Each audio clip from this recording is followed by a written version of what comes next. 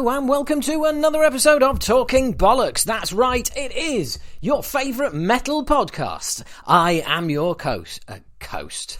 What a great start. I am your host. I am not the coast.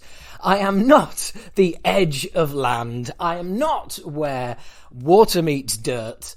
I am, in fact, your host of the Talking Bollocks podcast. My name is Howard H. Smith.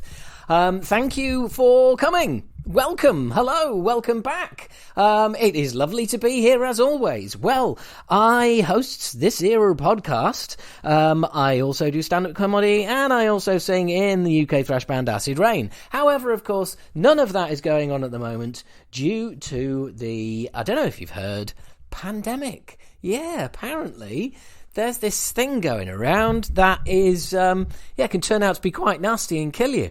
So watch out for that if you haven't heard. And apparently, that's a thing everywhere. Who would have thought it, eh? If you are listening to this in the future person, we're right in the middle of a pandemic and it's shit. Never mind. Let's press on, shall we? So, what has been happening in the world of metal? Well, I'll tell you what's been happening in the world of metal. First off, this isn't at the top of anybody's news cycle, but there is now a new tier on the Talking Bollocks Patreon. That's right, there is the full Bollocks. You can sign up for the full Bollocks for $6 a month. You get a live Zoom podcast one Friday a month. You get all sorts of stuff. You get radio shows, you get all exclusive stuff, you get behind the scenes, you get this podcast early, you get to submit questions to be asked of your heroes when I interview them. I mean, come on! All for $6. Cool. You'll see the link in the podcast description. It says support this podcast. Tap that, takes you there. By the way, everyone who signs up, seriously, everyone who signs up goes, this is great, I should have done it sooner. So I'm just saying, okay? That's not me saying that, that's them. That is them saying that, okay?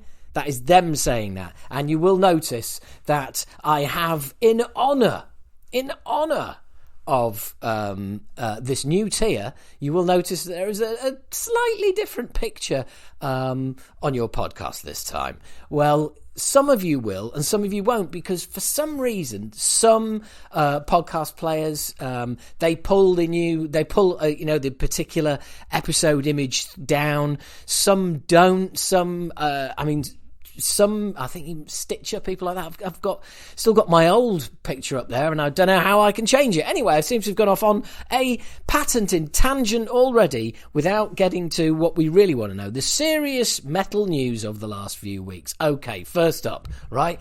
I know we're in lockdown, or wherever you are, in some version of the life that you're living that is not quite normal. It's not quite the way it used to be. Don't worry, we all feel the same way. Yeah, but what you don't need to be doing is going into some group on Facebook or wherever, okay, and thinking that you're some kind of fucking genius who's going to stimulate an incredible debate with the question, who's better, Belladonna or Bush? Which anthrax do you prefer?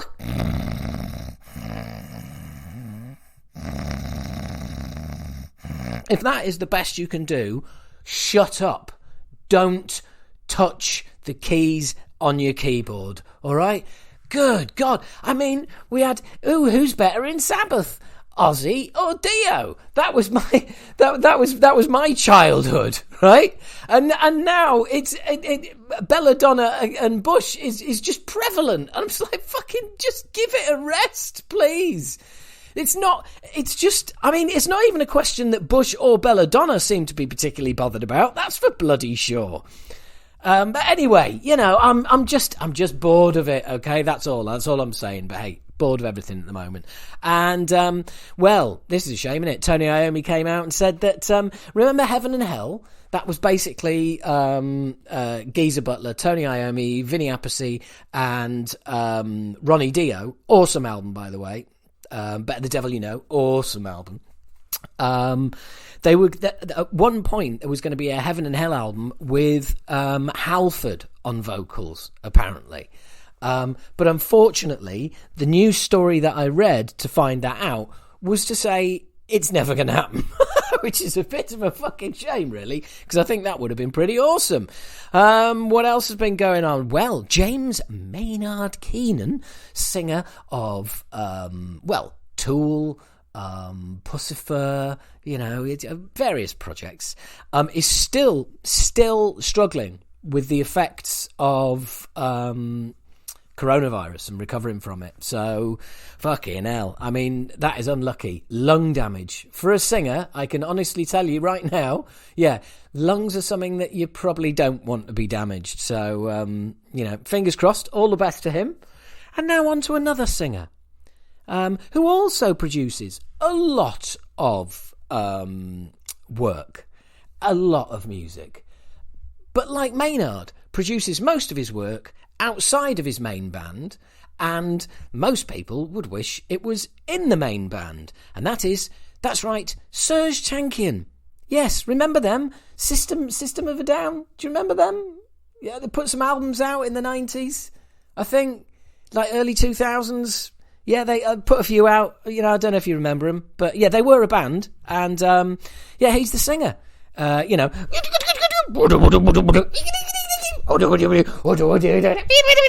There's a quick Serge Tankian impression for you.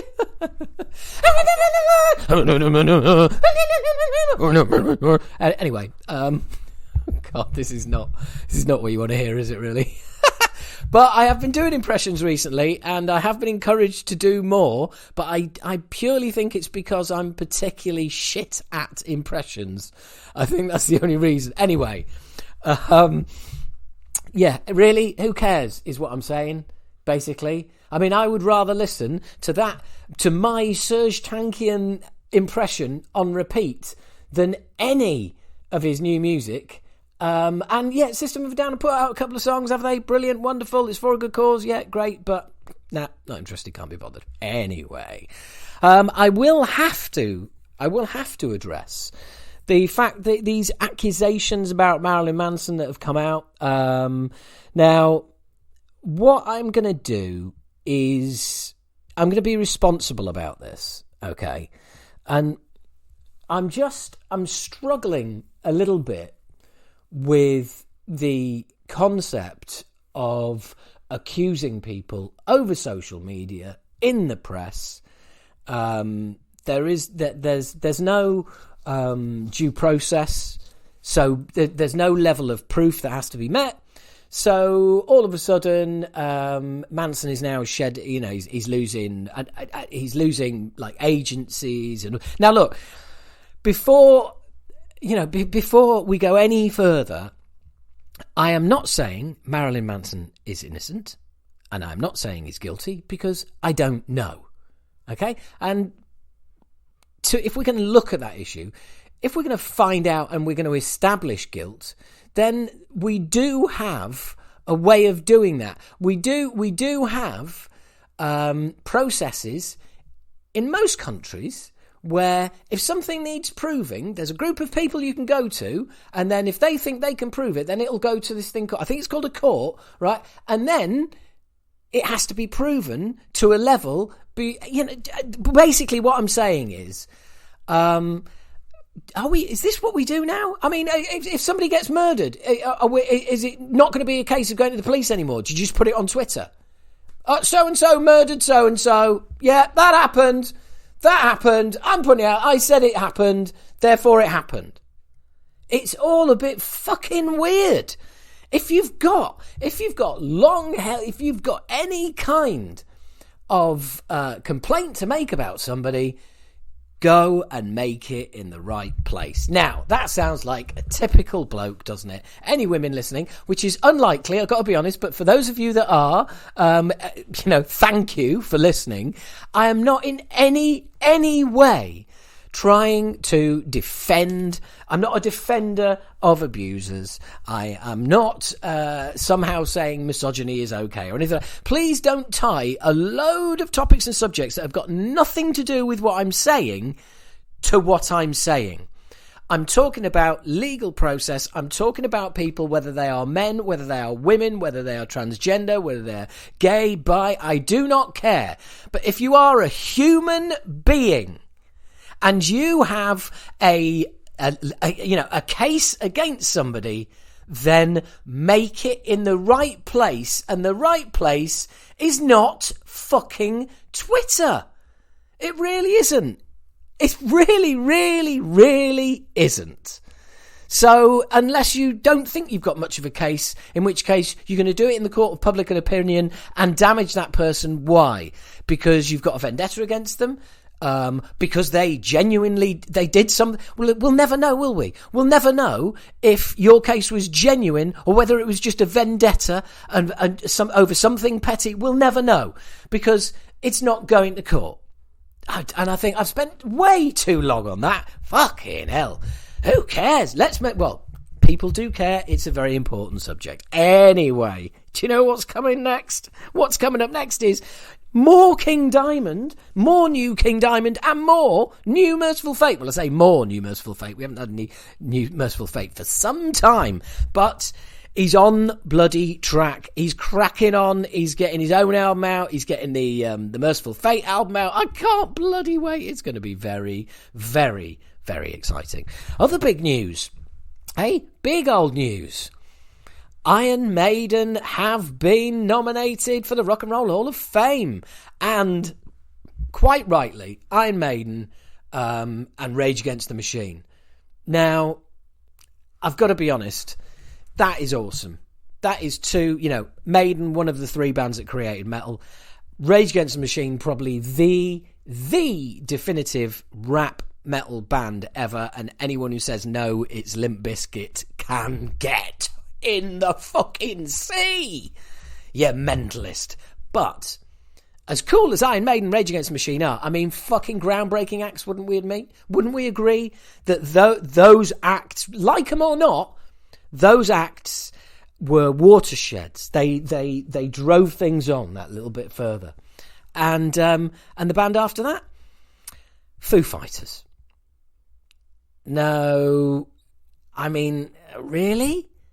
Rock and Roll Hall of Fame, Foo Fighters. I like Dave Grohl. I really do. I like his drums on the Queen of the Stone Age album, Songs of the Deaf. But bloody hell, what is it about what is it about the fucking Foo Fighters? Every fucking album, you get a song, lead single, sounds great. Oh bloody hell, I'm tempted. You get the album, it's shit. And I don't know, I just think Foo Fighters is a bit middle of the road, like hard rock metal, isn't it? To be fucking Rock and Roll Hall of Fame? Really? I'm amazed, but not as amazed as I am by the fact that ex-White Lion singer Mike Tramp has entered the Danish competition. So he may become the Danish representative at the Eurovision Song Contest. Yes, that's right. You heard correctly. Yes, that is what I said. Mike Tramp, formerly of White Lion, has entered Danish Eurovision. Yet he may end up being the Danish entry to Eurovision. How fucking brilliant would that be, eh? If it's anything like White Lion in the 80s, it won't be brilliant. It'll be shit. Anyway, I mean, Jesus Christ. Do you know the thing I remember about White Lion more than anything else? Those album covers. Hey, with the fucking lion's face on. Like, yeah, your band's called White Lion. And you've got a, well, if we're going to be technical, blonde lion on the cover. Wow. Fucking really? How much time did you not spend on that? Anyway, finally in this section, it's more impressions. Hello, me. It's the real me. It's the cartoon Dave Mustaine. Fucking hell, I've just realised my Dave Mustaine impression is actually Daffy Duck, isn't it? It's like, hello, me, it's the real me. Oh, fuck me, no, that's Popeye. Jesus, what's going on? Well, anyway, fuck the fucking impressions, right? Dave Mustaine is back in the studio recording vocals for the new Megadeth album. Now, that's got to be good news, hasn't it, really? I've been getting back into me death recently.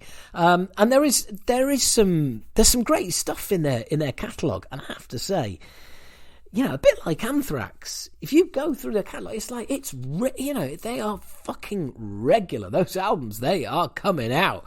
You know, Dave has been on it. He's never slowed down, really, and it's impressive. It really is. But so anyway, he's now what we got earlier. Now you see, this is what's happening. This is now what is happening, right? This is what Blabbermouth have done, because that's where I am, right? Dave Mustaine has returned to the studio to resume laying down vocals on the new Megadeth album, and then it's got a picture of him in front of the mic. And the next paragraph: earlier today, Dave's son Justice shared an Instagram photo of his father in a vocal booth and included the following message: vocals are being laid down and they sound killer. Quiet when recording, please. #Megadeth. Right, and then it says, last month, Megadeth bassist David Ellefson told rock and roll icons with on a podcast. And then it's the story I covered with a few weeks ago, you know. Like Dave said when we announced it, he goes, we usually end up changing that. I don't know why. I don't know why Dave Ellefson suddenly starts sounding like this. We usually end up changing the title 4 or 5 times before it's released. We had a saying back in the old days, nothing's final until it's on vinyl.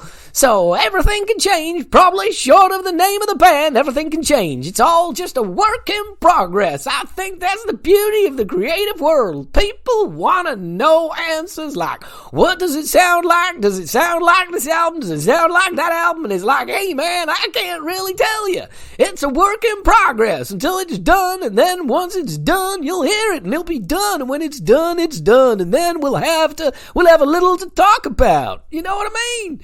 That is Dave Ellefson just popping in, guesting on the show. Very good of you, Dave. But anyway, to make the point that I was going to make right at the beginning before I got carried away with doing stupid impressions, that you've literally got the sentence about, you know, laying down these vocals, and then you've got the paragraph. What you have there is a story that they ran last month, well, let's say January, so a couple of weeks ago. They ran that story a couple of weeks ago, and all they've done is they've put the main picture up there, and they've nicked the picture from Dave Mustaine's son's Instagram. So that's the main picture, and all they've done is added a paragraph to put in what the message on Instagram was, and then they've just put all of that on top of the article that they ran 2 or 3 weeks ago.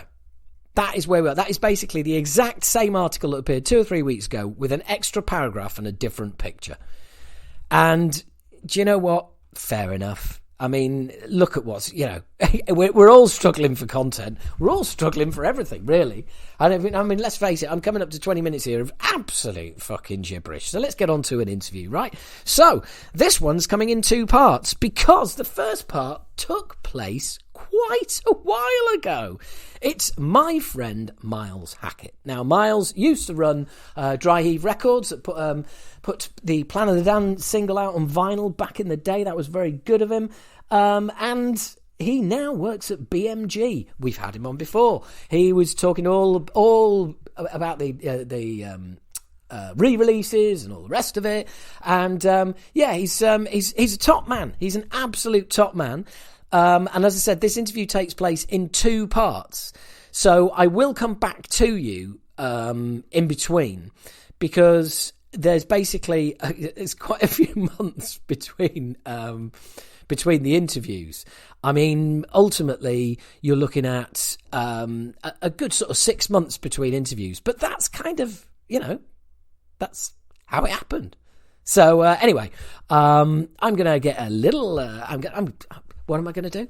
I'm going to get this fucking interview on. That's what I'm going to do. So here is myself and Miles Hackett speaking, I don't know when, about 6 months ago, probably more than that, actually. This could be, in fact, why don't I have a little check? Let me see if I can find out. Okay, fucking August, 6 months ago. What was I playing at? Deary me. Sorry, everybody. Sorry, Miles. Here's Miles having a chat just 6 months ago.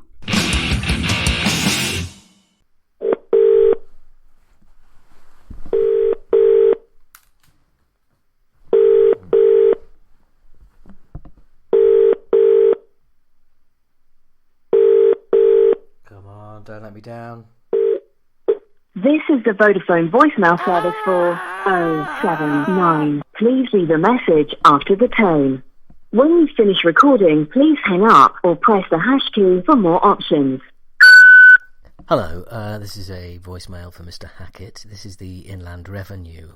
Could you call us immediately on the number you have for us, please? And also call Howard. Cheers! Right, I knew he wouldn't let me down. Good day to you, sir. Hello. Sorry I missed your call. It's all right. Finishing up some meetings. That's all right, mate. If it wasn't for the massive amount of CDs you're going to send me at the end of this interview, I'd be really annoyed. But it should be fine. How are you? Yeah, I'm good, mate. Well, I'm locked down, and all my work's fucked. So I've got no money, no prospects. But other than that, yeah. Well, it's all. I'm consulting of some sort, don't you? I do. Yeah. Well, I'm kind of doing a bit of that as well, but it's really hit the skids. A couple of contracts that I run are advertising contracts, and right.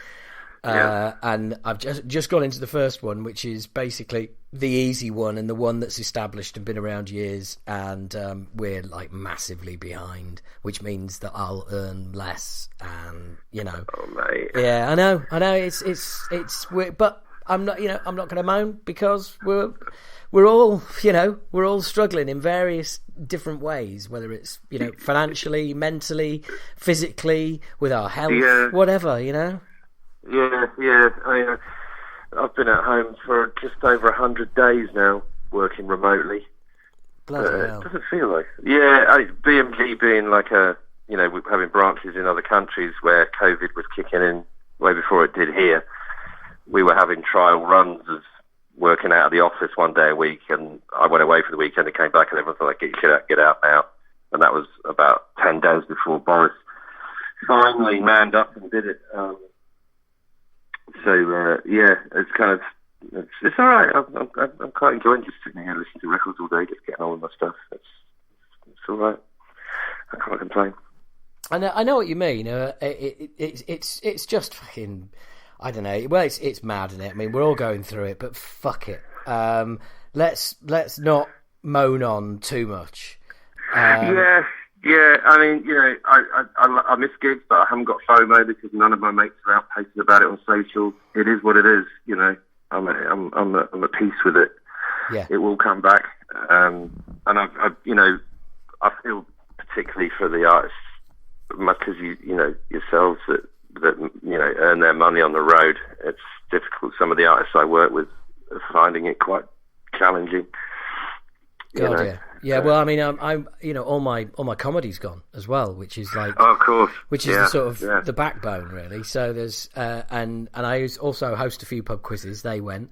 One of those has come back. So that's a green shoot of recovery. There's a nice 80s political reference for you.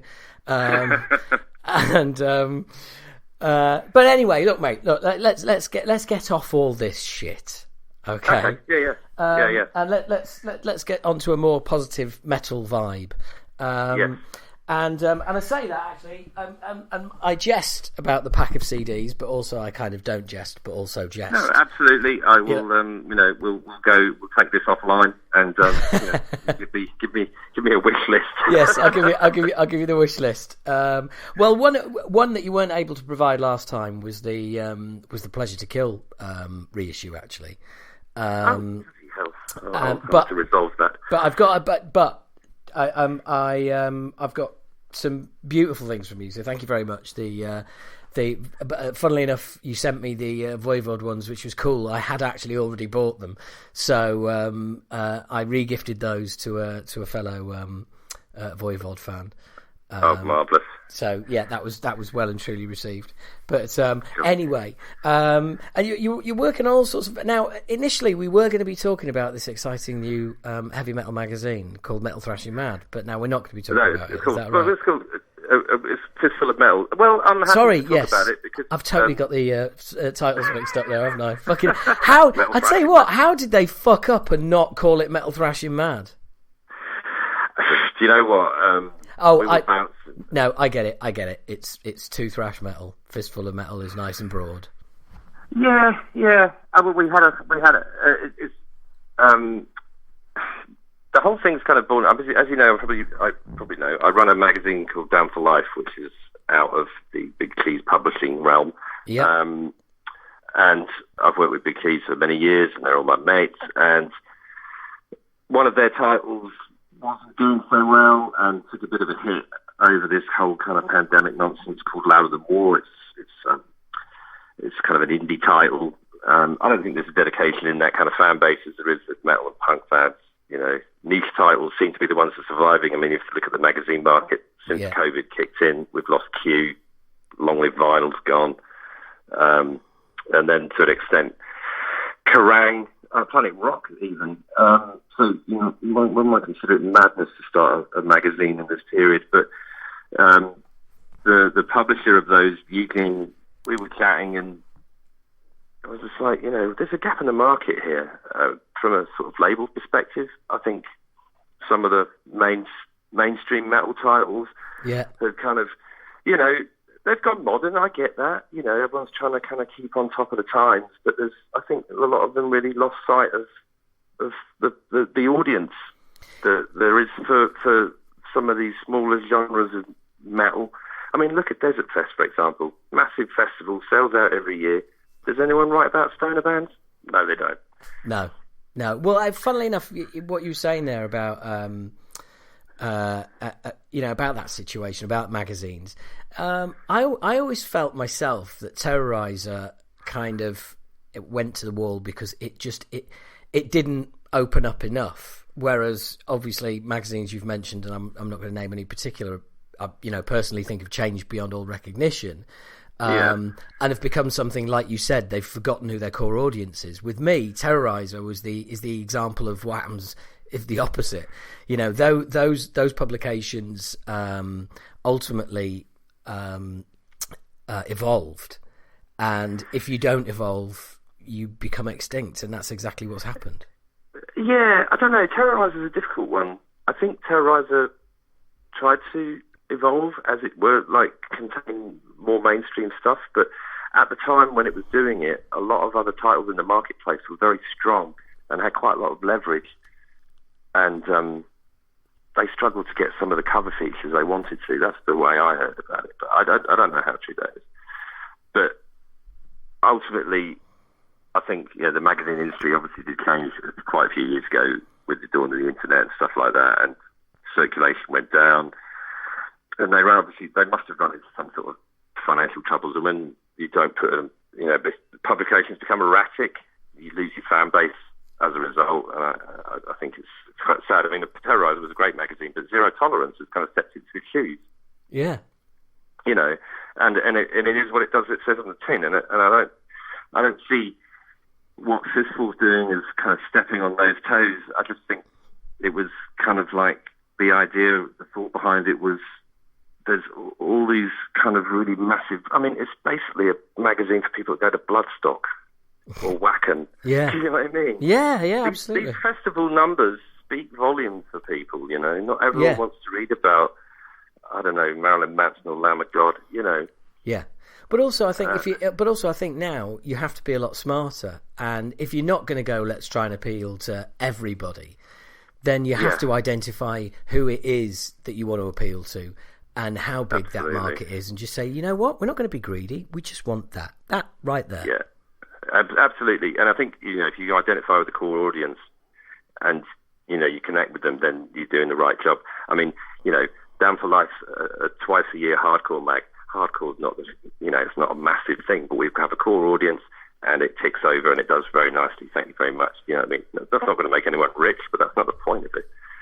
I think, you know, And from a label perspective, some of the you're very aware of the noise reissues that I've been doing over the years. Yeah, a lot of other sort of catalogue stuff. And, I was placing ads in magazines and not getting any kind of kickback editorial and going, well, why am I doing this? You're not really supporting anything here. And this magazine is not created to provide me with some advertising outlet. That's not the case at all. But, I think it just kind of shone a light, really, that people, there's a lot of people like you and me that aren't being catered for. Well, I've got this vision of you being I've got this vision of you working at the magazine, and working in the advertising department, and selling myself out. And ringing Miles at BMG. Hi, Miles. No, I tell you what, my ad budget's too tight. Yeah. Oh, you again, is it? Fuck off! I told you yesterday where to go. Here's a rate card from Fair Only. Come on. Yeah. I saw you in the bathroom mirror earlier. Fuck off. Yeah, but I don't know. It's kind of I'm as I say, I've been sort of a consultory basis, just kind of lending some ideas, and I really don't have the time to dedicate it to it. But there's someone else, the former editor of Big Cheese, is going to be in control of it, and we've got some amazing writers who've got in touch. Got a really good team of people writing for it, so I hear. I think this magazine's been kicking around for a while, because I remember speaking to Xavier Russell a while ago, and he said that there was something in the offing. Oh, right, okay. Because do you remember Iron Fist magazine? That was running for 3 or 4 years. Which magazine? Sorry, Iron Fist. Oh God, yes, I do remember Iron Fist. Yeah. I think they were doing some great work, and again, it sort of ran on hard times. And we're not there's no sort of intention to do their blueprint. They were a bit more trad and a bit more traditional in what they were doing. But I think, there's just some great subgenres of metal that aren't being catered for people that love that shit. And I just think it just makes sense to me. Niche magazines are where they're at. They're the ones that are going to survive. They're going to be the cockroaches of the magazine industry. Yeah, I completely agree. Yeah, and like I said, you're catering for people who aren't being catered for elsewhere. Yeah, and it's about and I think that's ultimately the success of kind of the whole Big Cheese publishing thing, Viva la Rock, Down for Life. It's kind of aimed at a certain age demographic, and the people that still like to kind of consume print media. It's these magazines have thrived during these periods because people want that connection. They can't go out to see their favourite band or whatever, but they'll buy a magazine and have it delivered to their house and read about it, read these in-depth interviews. And the page plan that I've seen for the first issue's got some great stuff in it that really appeal to a lot of people. It's sadly missing an exclusive interview with UK thrash legend Howard H. Smith, but your time will come. I'll tell you what, mate. I'll tell you what, mate. If it doesn't, I will use my podcast solely to slag it off every chance I get. I wouldn't want to incur your wrath or your backlash, so don't worry. I'm glad my wrath and backlash have precede me.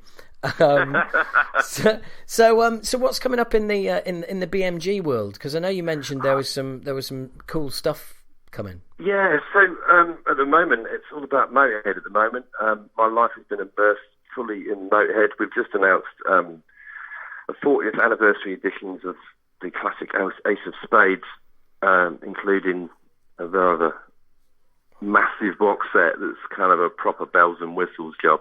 Right. You're going for the millionaire Motorhead fan, yeah? You've made sure they're covered as well. Well, it's going to be streamable. Oh, right. So what? You haven't got some £160 box set coming then? Yeah, we have. But you can buy the box set, or you can buy like a nice 3 LP book or a 2 CD book. Like there's media books Yeah. So what are some of the bells and some of the whistles then? I mean, don't not the extra tracks, not the music. Come on, what's the tat? Well, there's a DVD in it that's taken 12 months of my life to put together. That's been a fascinating project. Actually, we've been researching across TV archives across the world. Wow. Digging up loads of footage of Motorhead. Like, they did a lot of kind of mime TV performances, particularly of Ace of Spades, across that period in various countries. Some of them are on YouTube, some of them aren't.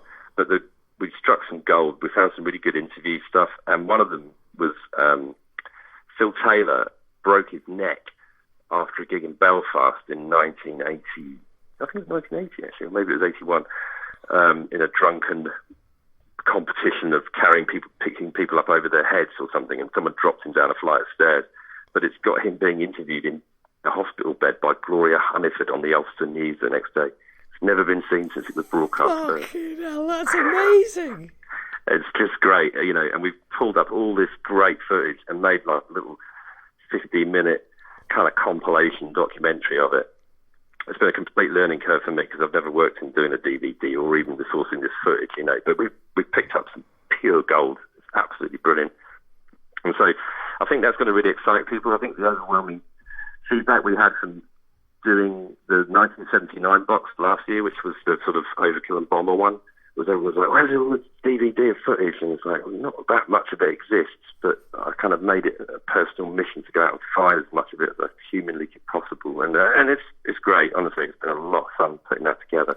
It's also cool as well that you're putting stuff out and you're able to get direct feedback. Speaking to somebody who's released an album for the first time in 29 years recently, you can get direct feedback very quickly as to what the general vibe is, and which is great. But also, it's kind of you sort of store it away, going right. Yeah, I'll remember that for next time. I'll remember that for next time, and absolutely. I think that was the overwhelming thing. I mean, the last box set we put 2 unreleased live concerts in it, and people, they were, basically Lemmy used to record every one of his gigs on a 90-minute cassette off the desk, and apparently he's got tons of them, and they're all in an archive in the US, and so there was, some are better than others, and they're not great, but, we had them mastered and mixed by Cameron Webb, who's like Motorhead's long-time producer, did their last 10 albums or something like that. Yeah. And so, he's brought them up to a standard where they're listenable, they're not bootleg quality. And so, we dipped into all of that, and then afterwards people were like, oh yeah, DVD. I was like, okay, so people want to see stuff as well. And so we as I say, we collated all this footage, and it's great. It's been a fascinating journey putting it all together and finding it, because what you do is you go to a TV company and go, oh, I understand you've got this is like, and you give them a bin number, and you have to pay to have a screener back. So they'll run off the tape and send you like a little low-res thing back, and you go, no, we've already got that, So and then all of a sudden you go, jackpot, fill in a hospital bed, brilliant, Gloria Hunniford, get in there. That's the gold, and I think fans are really going to enjoy that, because people want to. That's the whole point of this sort of stuff, is putting stuff out. I don't want to keep recycling things, and we make stuff. I personally make stuff that people that I would want to buy. I mean, we've even got silly things. So the box looks like a kind of Wile E. Coyote kind of Wild West ammo box, wooden-looking thing. Yeah. And inside the lid is a craps board almost, and you get a set of Motorhead dice with it, so you can play poker dice in the lid. Nice. Try and make a box, not a box with shit in it. Make it an experience. Yeah. Well, I'm. That is very much always been my mindset behind anything we do, which is if I'm unwrapping this, what do I think? Yeah. And that's like why I was supremely confident that the new album's going to go down well. You can't say that because you look like an egotistical arsehole. And I spend a lot of time trying to cover that up. It's fine though, but you want people to feel it. It's not just about the music, it's the packaging. I mean, this goes back to our youth, doesn't it? True. And the excitement of going out and buying a record from a shop and unwrapping it and pulling it out and reading the liner notes and all that kind of stuff. That shit never goes away. Yeah. And I think if you can totally. present it in a really nice context with, curveballs, people go, wow. So basically, you lift all the stuff out of the box, and at the very bottom, there's like a thing that looks like a Wild West table with like chips and stuff on it. But the DVD is stuck into it, and there's a flap that lifts up, and then the DVD's a roulette wheel. Oh, nice. Yeah. And it's just the kind of concept of it. But that's exactly what you got to do. I mean, I've got the 5 CD and Blu-ray book of Script for a Jester's Tear by Marillion. Okay. I've got the Clutching at Straws one as well, and it's just so superbly put together. I mean, it's I don't put it this way. I don't keep it with my CDs because they don't. Do you know what I mean? They've been promoted. You know, they've been promoted from the league of CDs, and they're kind of like up on the bookshelf. Yeah, I mean, as a fan of that band, that's resonated with you. You've taken that and you've elevated it, and so whoever put that together has done their job properly. But the thing is as a fan, when you get that feeling, it's awesome. But for me, I also get the feeling that I also think, someone as passionate as me has put this together, and I'm pleased for them as well. You know what I mean? It's nice one, mate. Yeah. Nice guys. Yeah. Nice job, guys. You pulled it off. Yeah. I appreciate you saying that, because that's kind of the way that I think a lot of the team I work with, I can't take sole credit for this. There's a lot of people work on this, design teams and people like that. And but I was talking about the Marillion stuff. Your stuff is shit. Two Bob.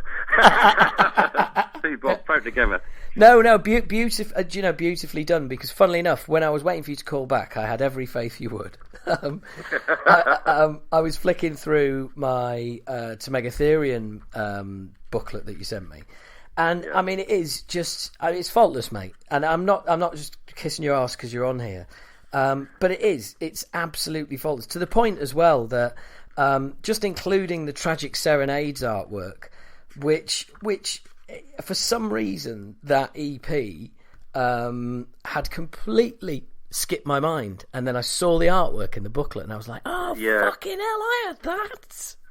It's funny because Tragic Serenades was originally released, basically Frost, they recorded those demos, they recorded them as demos, and Noise just put it out with a cover without their approval, and they weren't best pleased about it, but in time to come, they obviously have to incorporate in their story, and they're happy to. But I have so many people going, "Why don't you release Tragic Serenade?" It's like, did you not look through to Megatherion? It's part of that.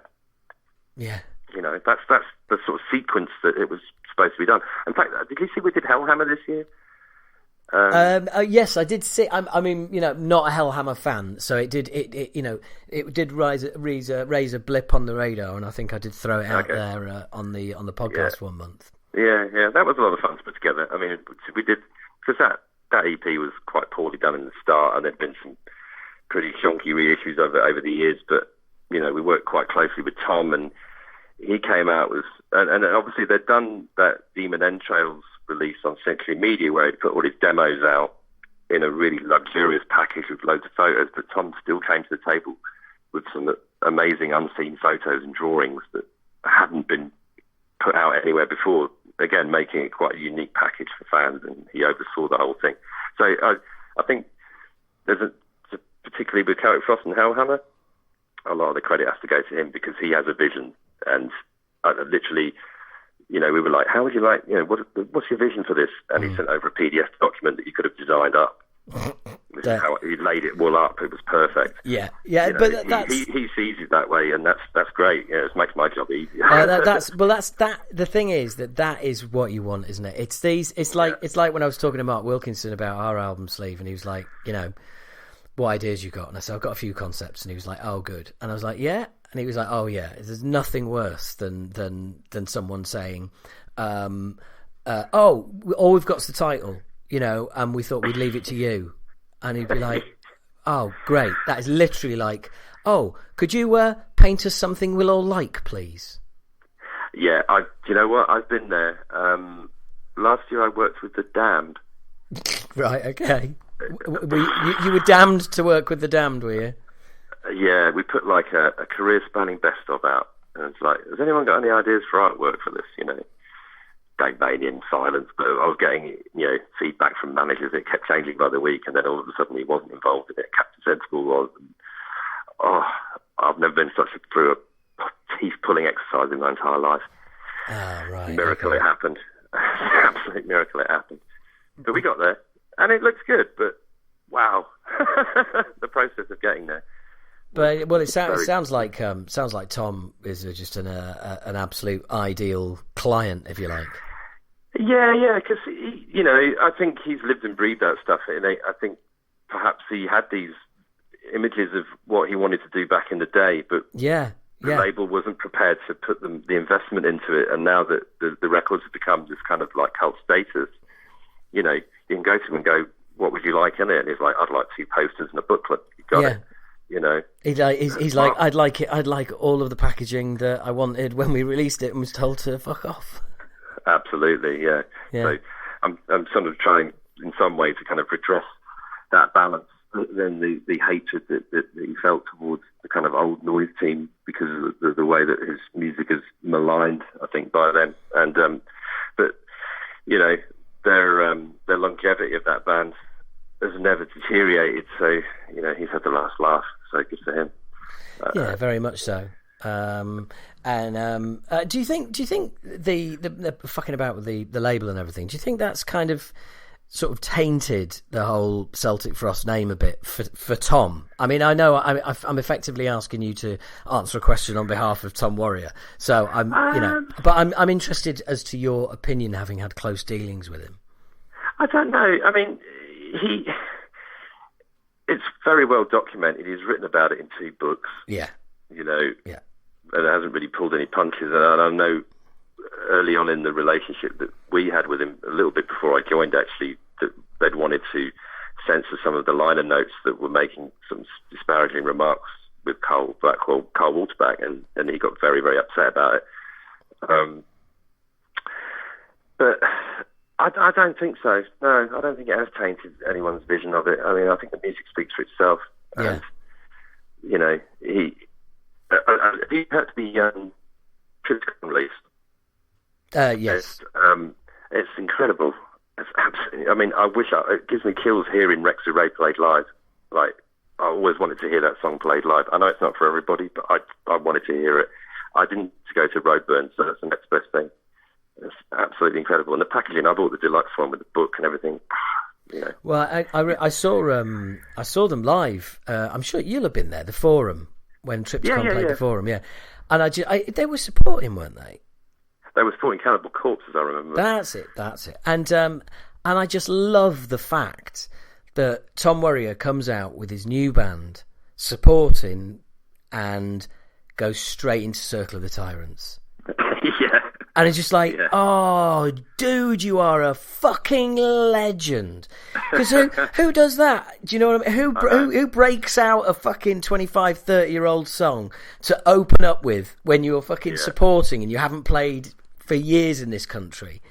And and it was just the absolute and complete and total recognition of the legacy, why you're here, what you want to hear, what you want to see, and because he opened with that track. From then on, he could have just played like a load of obscure shit I'd never heard before. Do you know what I mean? He'd got me. That choice for me was just like, right, you now have permission to do anything you want with this set whatsoever. If you don't play any more Celtic Frost songs, that's fine with me because you have delivered. As I recall, he played a couple that night. He did, yeah. 2 or 3, maybe, yeah. Yeah, I know. I mean, opening with Circle of the Tyrants, I was literally, I was. That's as close as I've. One of the times, that's as close as I've got to actually having a wank in a crowd.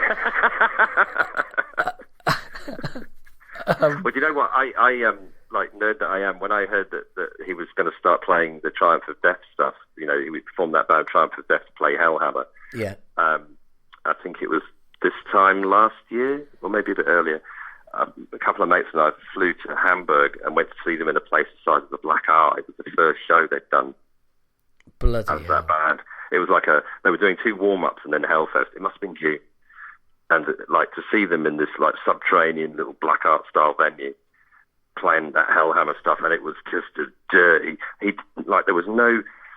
Sometimes I like bands kind of like the drummer will put some drum fills or whatever like that. You know what I mean? And try and beef it up a bit. No, it was played as it was recorded, except there were two guitars and it was heavy as fuck, and it was dirty, and it was sludgy, and it was filthy, and it was everything I wanted it to be. It was absolutely brilliant. And did you have a wank?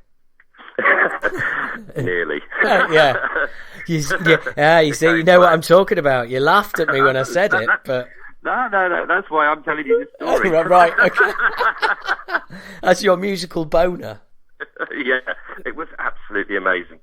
Absolutely amazing. Well, and that is a typical Miles Hackett thing to do, because I remember playing Eindhoven Metal Meeting in 2015, and it was December, and we'd had Planet of the Damned out for a few months by then, and we mentioned that it was out on vinyl, and I just happened to look up into the balcony and see none other than yourself filming us, which was just utterly bizarre. It was, and the thing is, that was probably the most old school period of Acid Rain that there's been since we'd come back. And when I say period, I mean those few minutes, because basically what happened was you were up on the balcony, so I got the whole crowd to tell you to fuck off. I remember shouting some abuse. I remember that. Yeah. Tell him to fuck off, everyone. Once, and then Mark's kit fell apart, and so I ended up just chatting to the crowd and getting him to yodel like I haven't done since the fucking Astoria in 1989. I was probably at that show. That must have been fucking... I'll tell you what, mate, that was probably as weird for you as it was for me. Because as I was doing it, the phrase that was running through my head was, Jesus, Howard, fucking 25 years and you haven't come up with anything better to pad out when something's fucked up.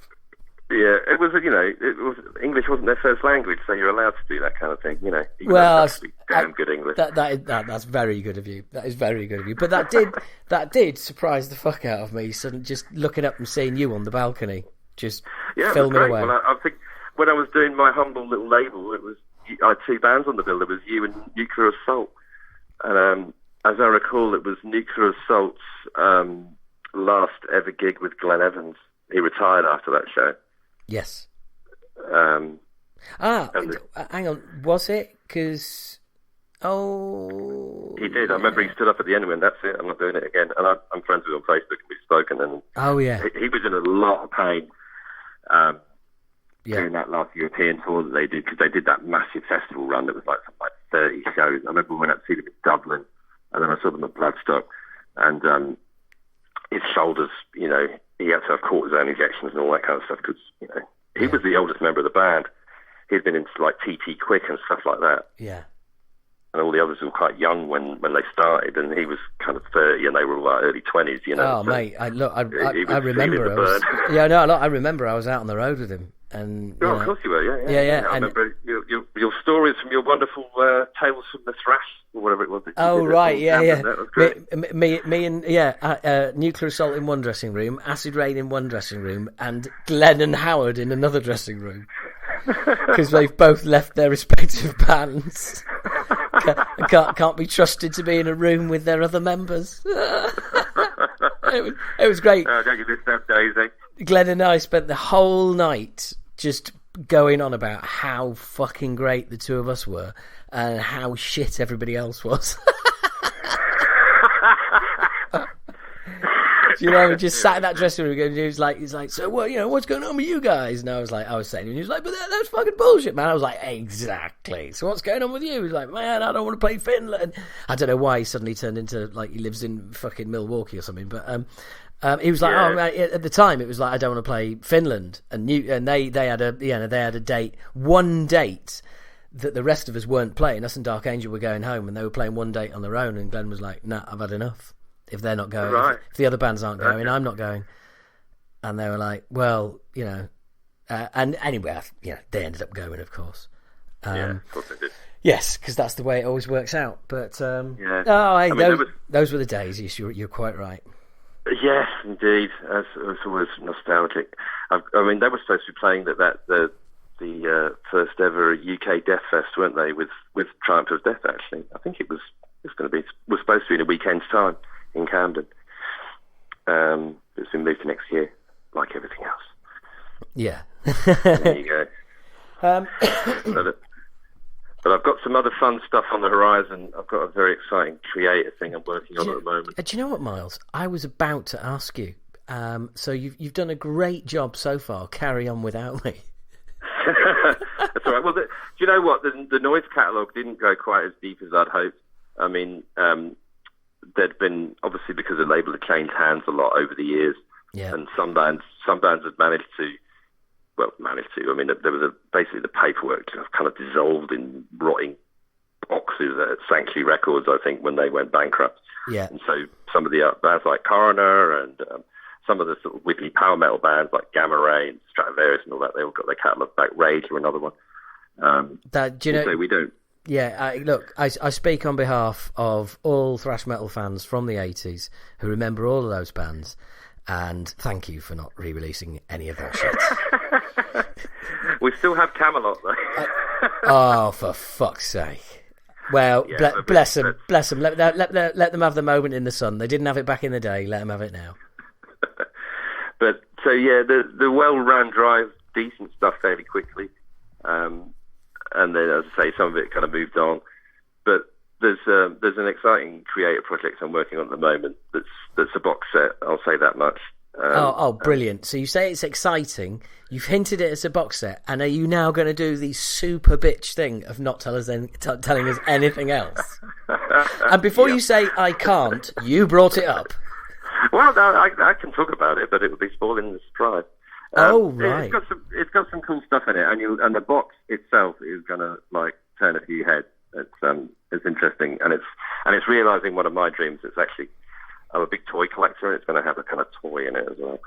So it's quite a fascinating thing to put together. And I've been working closely with Millet. He's been bringing in some stuff that no one's ever seen or heard before. Wow. So there's going to be some cool shit on it, and it's kind of a noise era box set. Yeah. But there's some stuff on there that no one's ever seen or heard before, and it's going to be presented in quite an interesting manner. Right. Well, you've got my interest is piqued, sir. Can I ask you a favour though? Right now, I know, like noise is noise and all the rest of it. Okay, but there is one album for me that needs remastering, re-releasing, in all its entirety, with a track restored to it, and that would be the second Violence album, Oppressing the Masses. That was never released on Noise, was it? No, that's why I said it's got nothing to do with Noise. No. In fact, I'm not sure I did say that. Well, it was on MCA Mechanics, right? And I know Phil Demmel did a great version of the Eternal Nightmare, which wasn't on MCA, but that came out. In fact, I think it was just a distribution deal with MCA for that. But he's re-released that with a live album, and it's remastered and everything. But when it comes to Oppressing the Masses, there's fuck all, and it's just like with the reawakening of the Violence myth and the fact they're going to come back and there's new material, it'd be fucking great. It'd be great. Well, you know where I'm coming from, obviously. It's like, if there's ever a time to get that fucker out and maximise sales, it's fucking now. Well, you know what? It's a weird one because there's a lot of majors sitting on dead archives. Yeah. They've all kind of gone digital, and they, if you're not like Dolly Parton or Elvis, they don't give a shit. Yeah. Universal, they're kind of scratching the surface. I mean, they're doing Anthrax reissues, and that's about as deep as they're going to scratch. Oh, they have no idea what they have, and they have no interest in finding out how much of no idea they have. Yeah, it's a shame. I mean, there's a label in Holland called Music on Vinyl, and they do these amazing vinyl reissues of like these deep catalogue records. I've been buying some recently. Downset's first album, and band, that band Paw. Do you remember them from the 90s? Kind of like a country grunge band almost. Not really, but to be honest, they sound like something in that case, I definitely don't remember it. I've wiped it from memory. But they're actually managing to dig into deep catalogue, but the stuff that they're getting doesn't even go up on Spotify. It's mental, and I'm sure Violence is probably sitting somewhere. Some of these labels don't even know they own this stuff. Yeah. BMG is a big company, but it's small in compared to Sony or Universal, and we know exactly what we have. And sometimes I'm kind of like, what else can we get? There's a lot of stuff, good stuff coming in. I'm going to be doing some really cool old thrash reissues next year, some other stuff. Oh, cool. Sepultura, Overkill, amongst others. Well, funnily enough, you were saying there about, labels not knowing what they have and all the rest of it. When our albums were re-released earlier this year on vinyl, so Moshkin, Sign the Fear and Obnoxious. Was that Dissonance that did those? Sorry? Did Dissonance do those for you? They did, yeah. And we did the box set CD and all the rest of it. And then obviously the box set's not available online. But anyway, Dissonance got a letter from Universal. Actually, no, not Dissonance. Universal appealed against Dissonance, claiming that they had the rights to put any of that music out, and that's a Universal artist, universally owned. And so their legal department emailed me, Dissonance, and was like, right, so can you enlighten us to this? And I was like, yeah, ask them to produce a contract that states that, ask them to produce any form of contract. Them, though, didn't you? Hey? Didn't you license it to them? This is where it goes deeper. We did the Apple Core Archives, which was CD only. Then Candlelight got bought by Universal. Universal assumed that they owned the digital.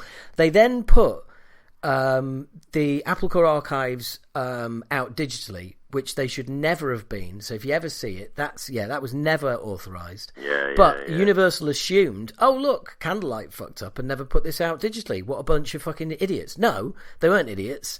It's all of that stuff was already available online. That's why the Apple Core Archives was never online. It was a CD only deal. Yeah.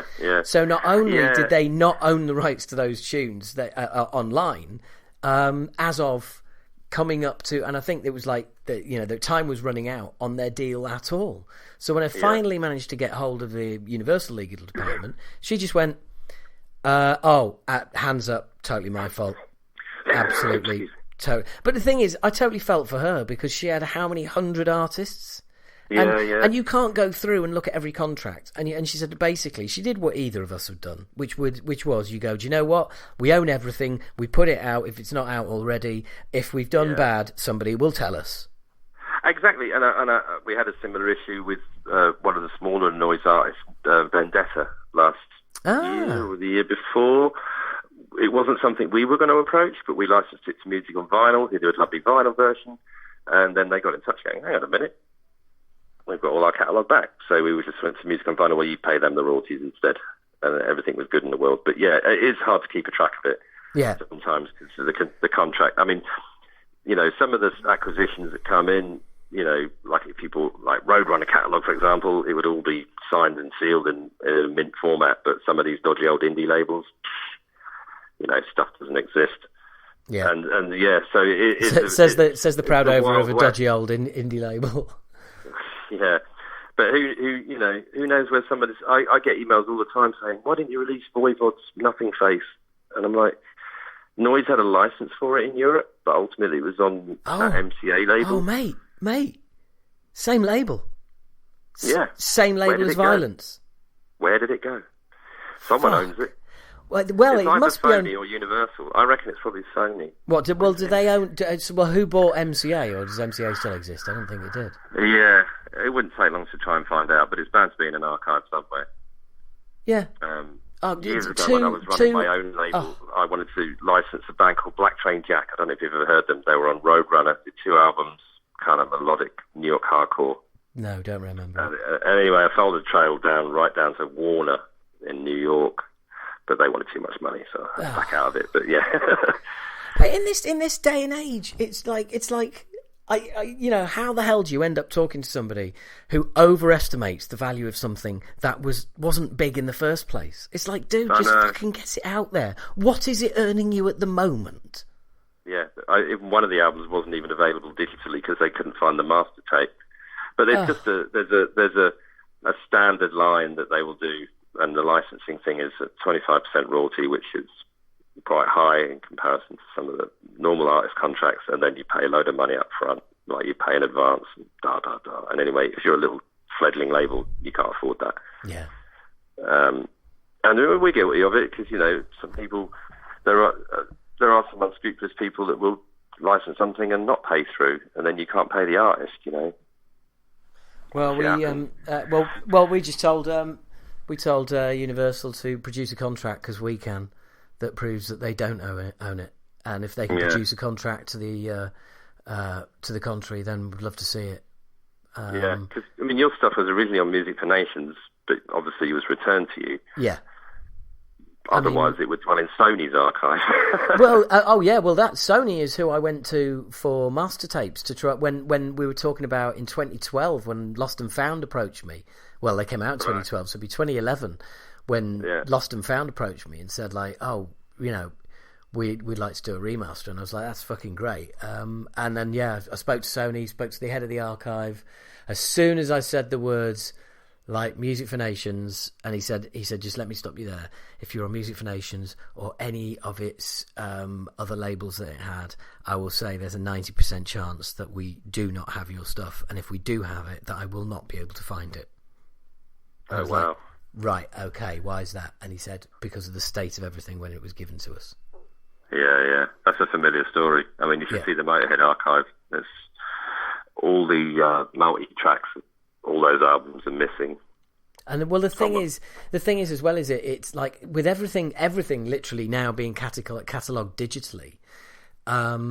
It's hard to see when any of that is going to change. Apart from when people like you do projects like this where you go trawling through stuff.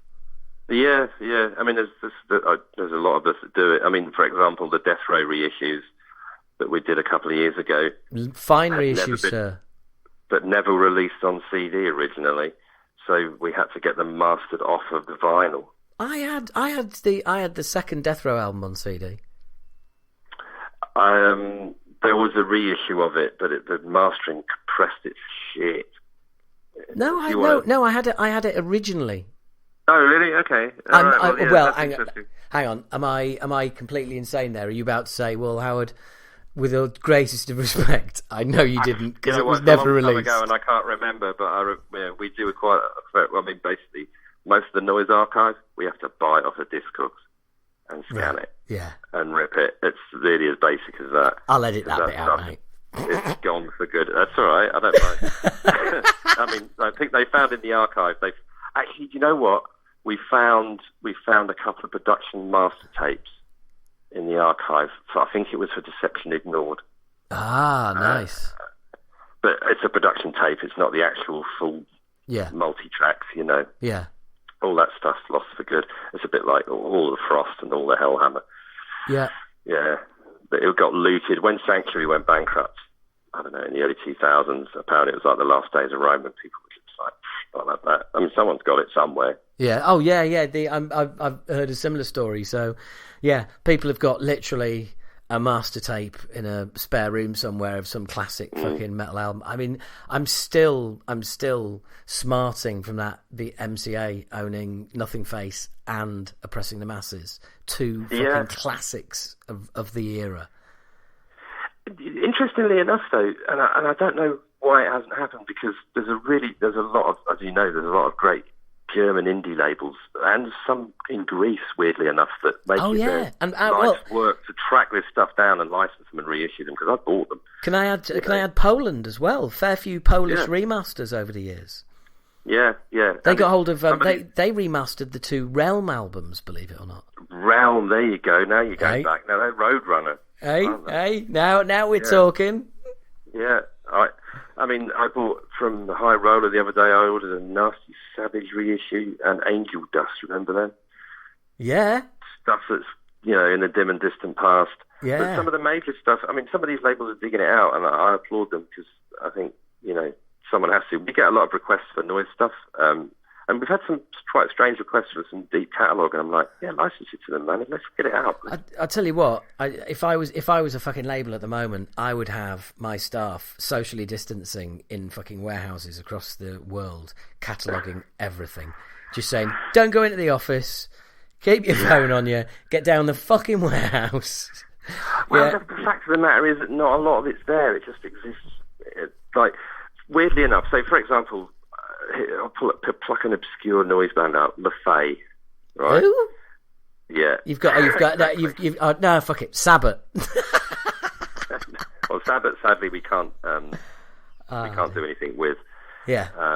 I'd love nothing more than to do something to do Sabbath, but at the request of Andy Sneap, we left it. Yes. Because he just doesn't want. There's obviously been previous conflict with him and Martin, and it is what it is. It is what it is. As is, it's never going to be resolved. So it's like the cold lake of UK thrash. it is, isn't it? It's the I don't know. Is it, or is it the Sharon and Ozzy of the UK thrash scene? Yeah, possibly. But they make money. Well, to be fair, so does Andy. Well, he's actually one of the things we're including in the Creator Box is an Andy Sleep remix. So, and that doesn't surprise me at all. It wouldn't surprise me if he'd thrown in some Andy Sleep solos as well, just for good measure. Yeah, that I can't comment on. I'll have to ask Millet about that. I'll speak to you off air about some interesting developments anyway. But look, mate, I've got a load of questions for you from subscribers. So that seems like a really cool place to leave it for now.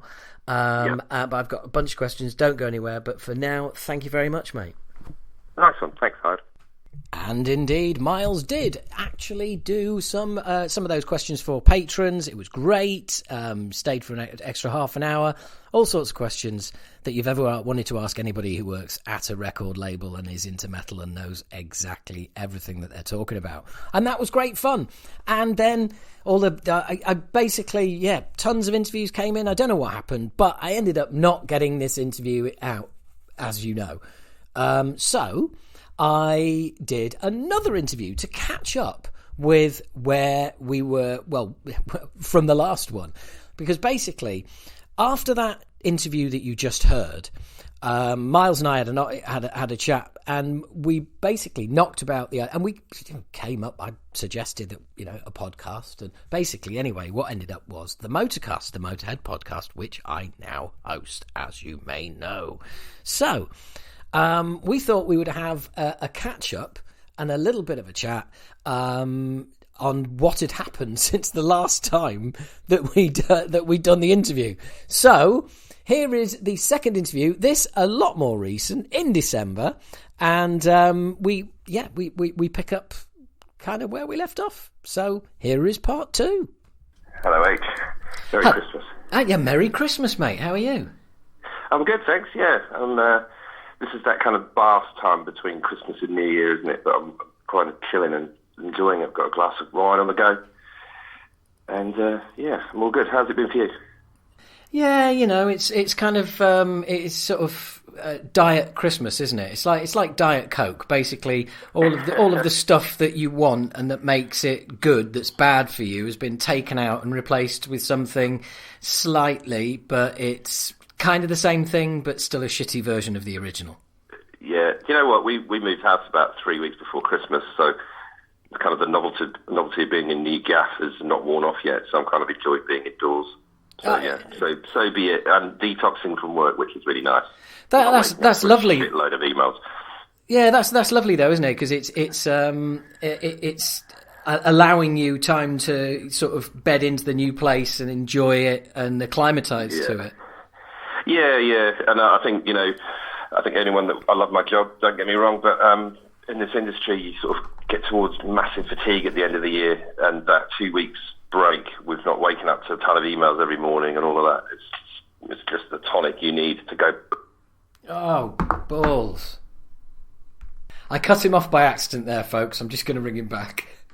Luckily, he's calling me. That was me cutting you off there, mate. Yeah, all right, no worries. Thought it was me. No, not at all. But and good Lord. Well, do you know what? I'm going to go straight in with a bit of backslapping, really, because I'm going to obviously tack this on to the interview that we did during the first lockdown, and we had an offline conversation after that, which ended up with us launching the Motörcast. Yes, indeed, yeah. Which is it was a nice little catalyst. It really got me thinking after our last call, and I was like, Motorhead podcast, and you're the man for the job, etc. And here we are. What are we in? 7 episodes live now, I think. Yeah, something like that. I mean, it's been great fun to do, but it's amazing what comes out of just having a chat. Yeah, indeed. Yeah, no, it's worked out brilliantly. Everybody unilaterally in the business is really BMG are all loving it, and the management are loving it, and the fans seem to be loving it. That's the key thing. It's great. It's just, I think part of my job is storytelling, and also kind of trying to preserve those stories. Because, for example, John Jackson that you spoke to from Jackson Studios, bless him, 86 years old. Yeah. That story's never been told and could have been lost forever. Yeah, absolutely, and I really got a sense of that at the time as I was recording it. Yeah. So some of the stories have been told a few times, and I think we managed to uncover some guests that had never really had a voice, which I think is really crucial to that storytelling, and particularly the Jacksons. Sally and John were amazing, and I love that the story Sally told about the filthy washing his car with what was it, suntan lotion. Yeah, I mean, you just those stories would have been lost forever. Amazing, and I'm very happy with it, and you did a fantastic job. So, thanks, mate. Big pat on the back for you there, sir. I think it's it's been amazing. I think you're a sort of easy presenting style, and that got the best of the guests, and it's just kind of, and you're knowledgeable about it as well. You need to be a fan of that music and the band to kind of understand the sort of point of questioning, as it were, so to speak. So it was all good. And I will be seriously drawing up forthcoming episodes when I get back next week. It's something I definitely want to keep on. Well, look. Thank you very much. I really appreciate that, and right back at you, because obviously, you persevered with it and got it out there. But I don't want this to turn into a backslapping session. But and that's where this is going, because I have a confession to make, and my confession is, I've never really been a Motorhead fan. And that's fine. But I went to see. I saw him at Donington. I saw him on the Orgasmatron tour, and I've never really properly got it, but that's been one of the benefits for me of doing the Motörcast, is that I had to kind of submerge myself in that world to make sure I came across as knowledgeable, etc. So it looks like it worked. Thank you. Absolutely. I mean, that's kind of I work with some artists that I'm not so keen on or haven't been a massive fan of, but to understand it, you have to immerse yourself in it, and that's the way to do it. And obviously you did that with Motorhead. Yeah, exactly. And I've come out the other side with a newfound respect, and actually kind of like playing Motorhead in the house and stuff, which is something that I wouldn't have done if I hadn't done the Motörcast. So it's a win-win. Yeah, totally. I think I'd like to think that people out in podcast land could sort of stumble upon it and enjoy it without being a fan of Motorhead, because, you know, there's some great stories. I think, you know, the episode with Stefan was particularly hilarious. I think all of them have been really good humoured, all coming from different angles, and I think that's the kind of whole point of podcasts. I mean, you're the guy, you do them, you know, you taught me. I've never taught anyone anything. Well, you know, it's been a huge learning curve personally, because, you know, no one ever at BMG had done a podcast. Obviously, you're an old hand at it, but there was a different approach to it because we're some lumbering corporate machine, and they had, like, you know, distributors and all this kind of stuff, and that was an upward learning curve of how to, even just the technical side of it, you know, and then the legal side of it and all that kind of thing that, you know, we have to do. But yeah, it's been a huge learning curve, but I've learned a lot, and it's great because everyone keeps coming to me now, going, "How do you do this? How do you do that? And how much?" You know? Yeah. Yeah, I mean, but it's great, isn't it? Because ultimately, you know, I mean, I've, like you said, I've been podcasting quite a while now, but you can always learn. There's always things that you can develop, that you can do better, and you know, the Motörcast has been a challenge because when I'm doing this, you know, cunt, there you go, no rules. Yeah. But you know, for yours, I'm you know, I'm very much aware that I'm a representative of the fans, but I'm a representative of the label, and I'm kind of also a guardian of the, you know, Motorhead content, as it were. So you know, totally. I was in danger of being professional. Do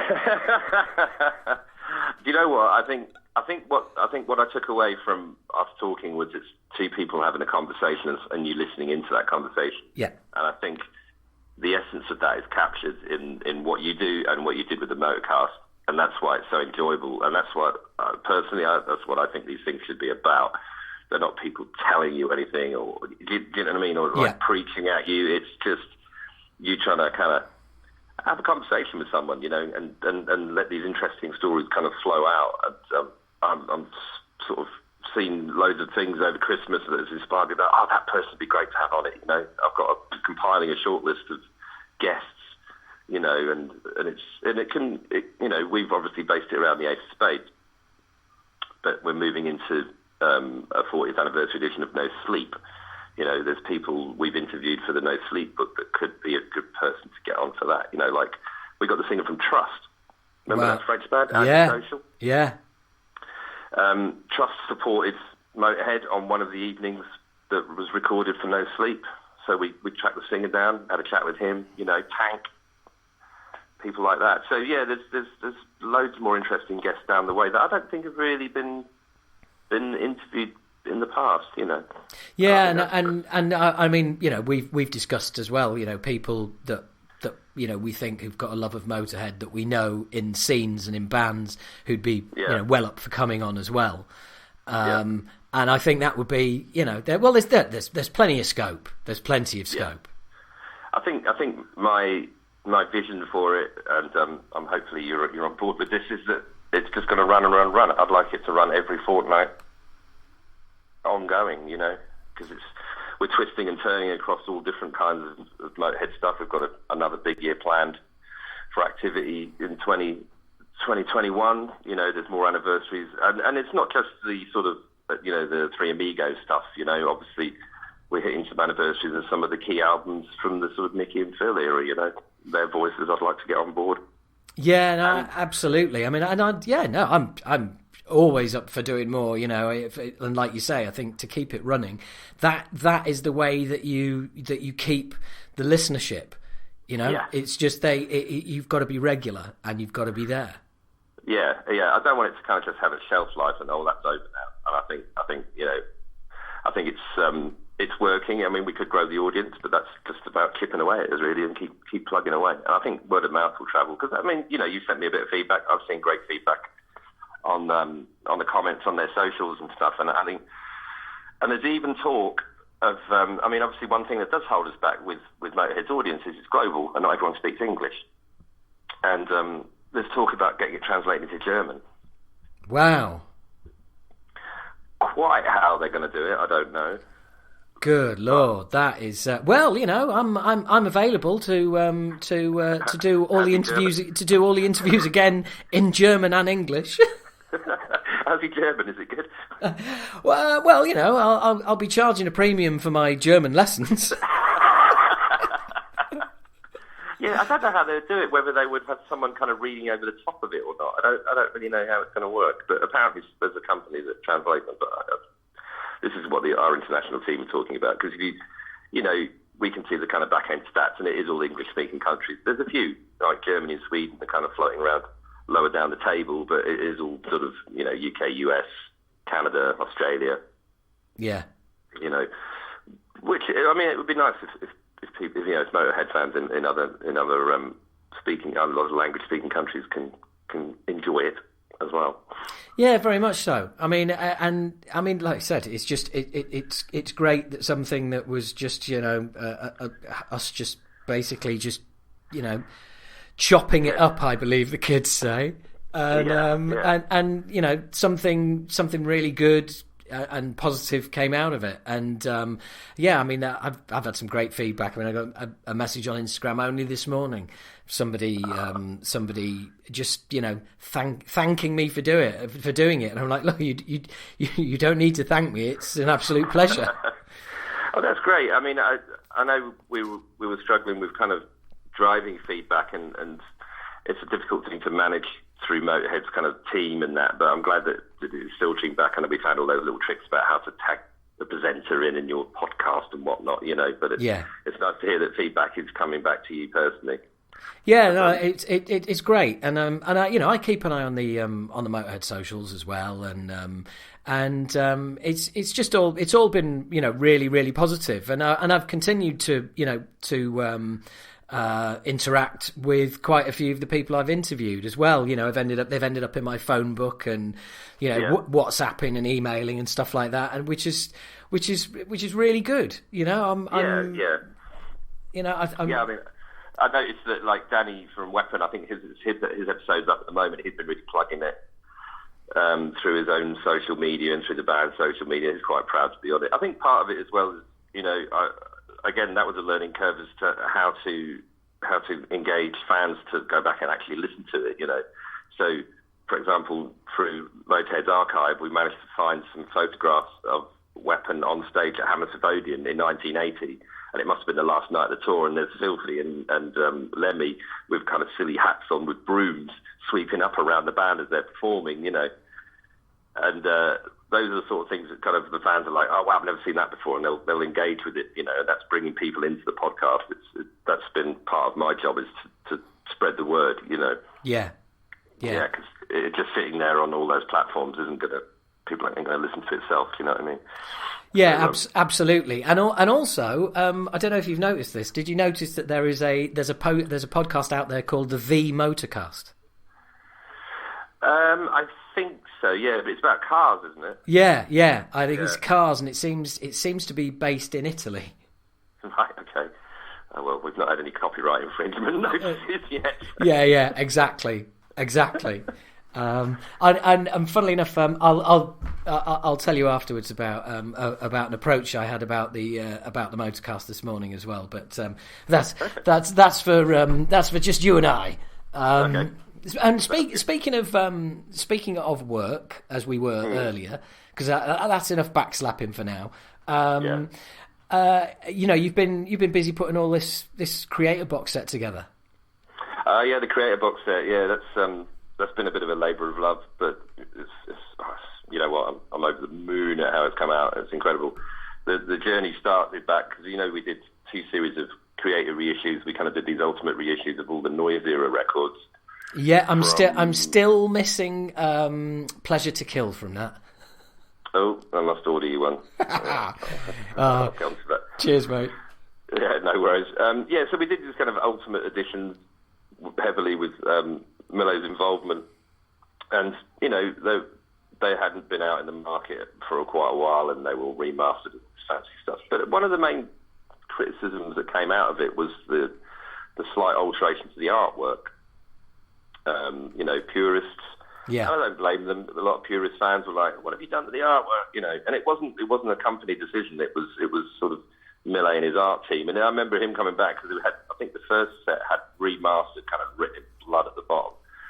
And he came back to us afterwards and says, "Yeah, that fans didn't like that." And we were like, "Yeah, it's a bit of a shame." So the kind of next set, we kept the sort of similar identity of the sleeve, but didn't put the remastered word on the front.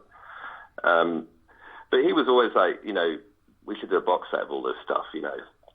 I was like, okay, well, let's take our time over it and let these other records breathe a bit, you know. And so it was just trying to kind of get together a concept and what you could extra put in it, you know, because ultimately there's a lot of people who go, I've just bought all of these, you know, expanded editions of them, and go, well, okay, well, you know, there's obviously there's a finite amount of mega creative fans that are going to rush to buy a box set of this kind, but it's finding extra content. So sort of a year later, Millet got in touch saying, I've just been given this massive box of VHS tapes, and there's loads of kind of bootleg footage of us in concert from the 80s. You know, we should do something with this. And I'm like, okay. So we started kind of planning a box, and we're like, okay, well, what do we center it around? We center it around the 6 noise records, so it'd be from Endless Pain to Renewal. And the idea was that we totally reproduce the original artwork untouched, and all with the original inner bags, which some versions had and some versions didn't, you know. So we make them all nice, and then use the masters we did in 2017 and 2018 because they were far superior to the originals, and then make them all some nice kind of splatter vinyls. But as kind of extra content, we put this DVD together, which is kind of like a little mini, I don't know, you can't really call it a documentary, but it's just like bits of live footage, there's some interview footage and stuff. It's about an hour long from the creators' vaults, and it's some of this unseen live stuff from them. Some of it's from TV, some of it's been filmed kind of on VHS camcorder, I guess, probably, which is kind of fun. And then he came in and was like, well, we've got a bunch of kind of off-the-desk recordings as well. All right, some live stuff. So we had those mastered and put on the DVD as well. And then he came back to us and said, oh, actually, do you remember we played that gig in East Berlin and it got released as a VHS tape, and I think it was used as bonus material on one of the, maybe Terrible Certainty. Yeah, it was. Or Extra. Yeah. And then he came and said, do you know that Andy Sneap remixed that? And we're like, really? He's like, yeah. Why don't you put that on as well? So I emailed Andy Sneap. Oh, yeah, here it is. And so we compiled the DVD's kind of like the key element of it, of the unreleased material, of which there is a fair amount. There's like 2 concerts, the film, and this Andy Sneap remix of the East Berlin set. And then I'm a toy collector, right? So I collect music toys. I've got tons of them. And I always wanted to do a figure of some sort. And I was bouncing the idea around of, like, you know, their creator demon guy who's called Violent Mind. Yeah. I could make such a great figure from that. And, of course, it comes in with problems with licensing, you know, for certain uses, because creators sold their merch rights to a company, and, you know, you'd have to go through all of that. I'm like, okay, well, how can I simplify this? And I went looking at USB sticks, and these places in China can make these amazing kind of like, it's not rubber, but it's kind of a bendy plastic. And I just wrote to one of these companies saying that here's a picture. I'm looking to make one of these. And they sent this sample back in the post, and I was like absolutely blown away by it. And it's a proper figure. It's about, I don't know, 5 inches tall of the demon guy. It can stand up, but you pull him in half and it's got a USB in it. So what we did was we put the entire Noise discography on it. So all the extra bonus stuff from the reissues, some other tracks from here, there and everywhere, from comps and some B-sides, because we'd done some record store day picture discs and stuff like that. So everything on one USB, and it's a little demon fella. That's brilliant. Yeah, and it's really cool. And then we did a reproduction of the End of the World demo cassette. Right. So it's, you know, for intents and purposes, it looks like the original demo, even down to the labels on the cassette. We tracked down an original copy and copied the labels and everything.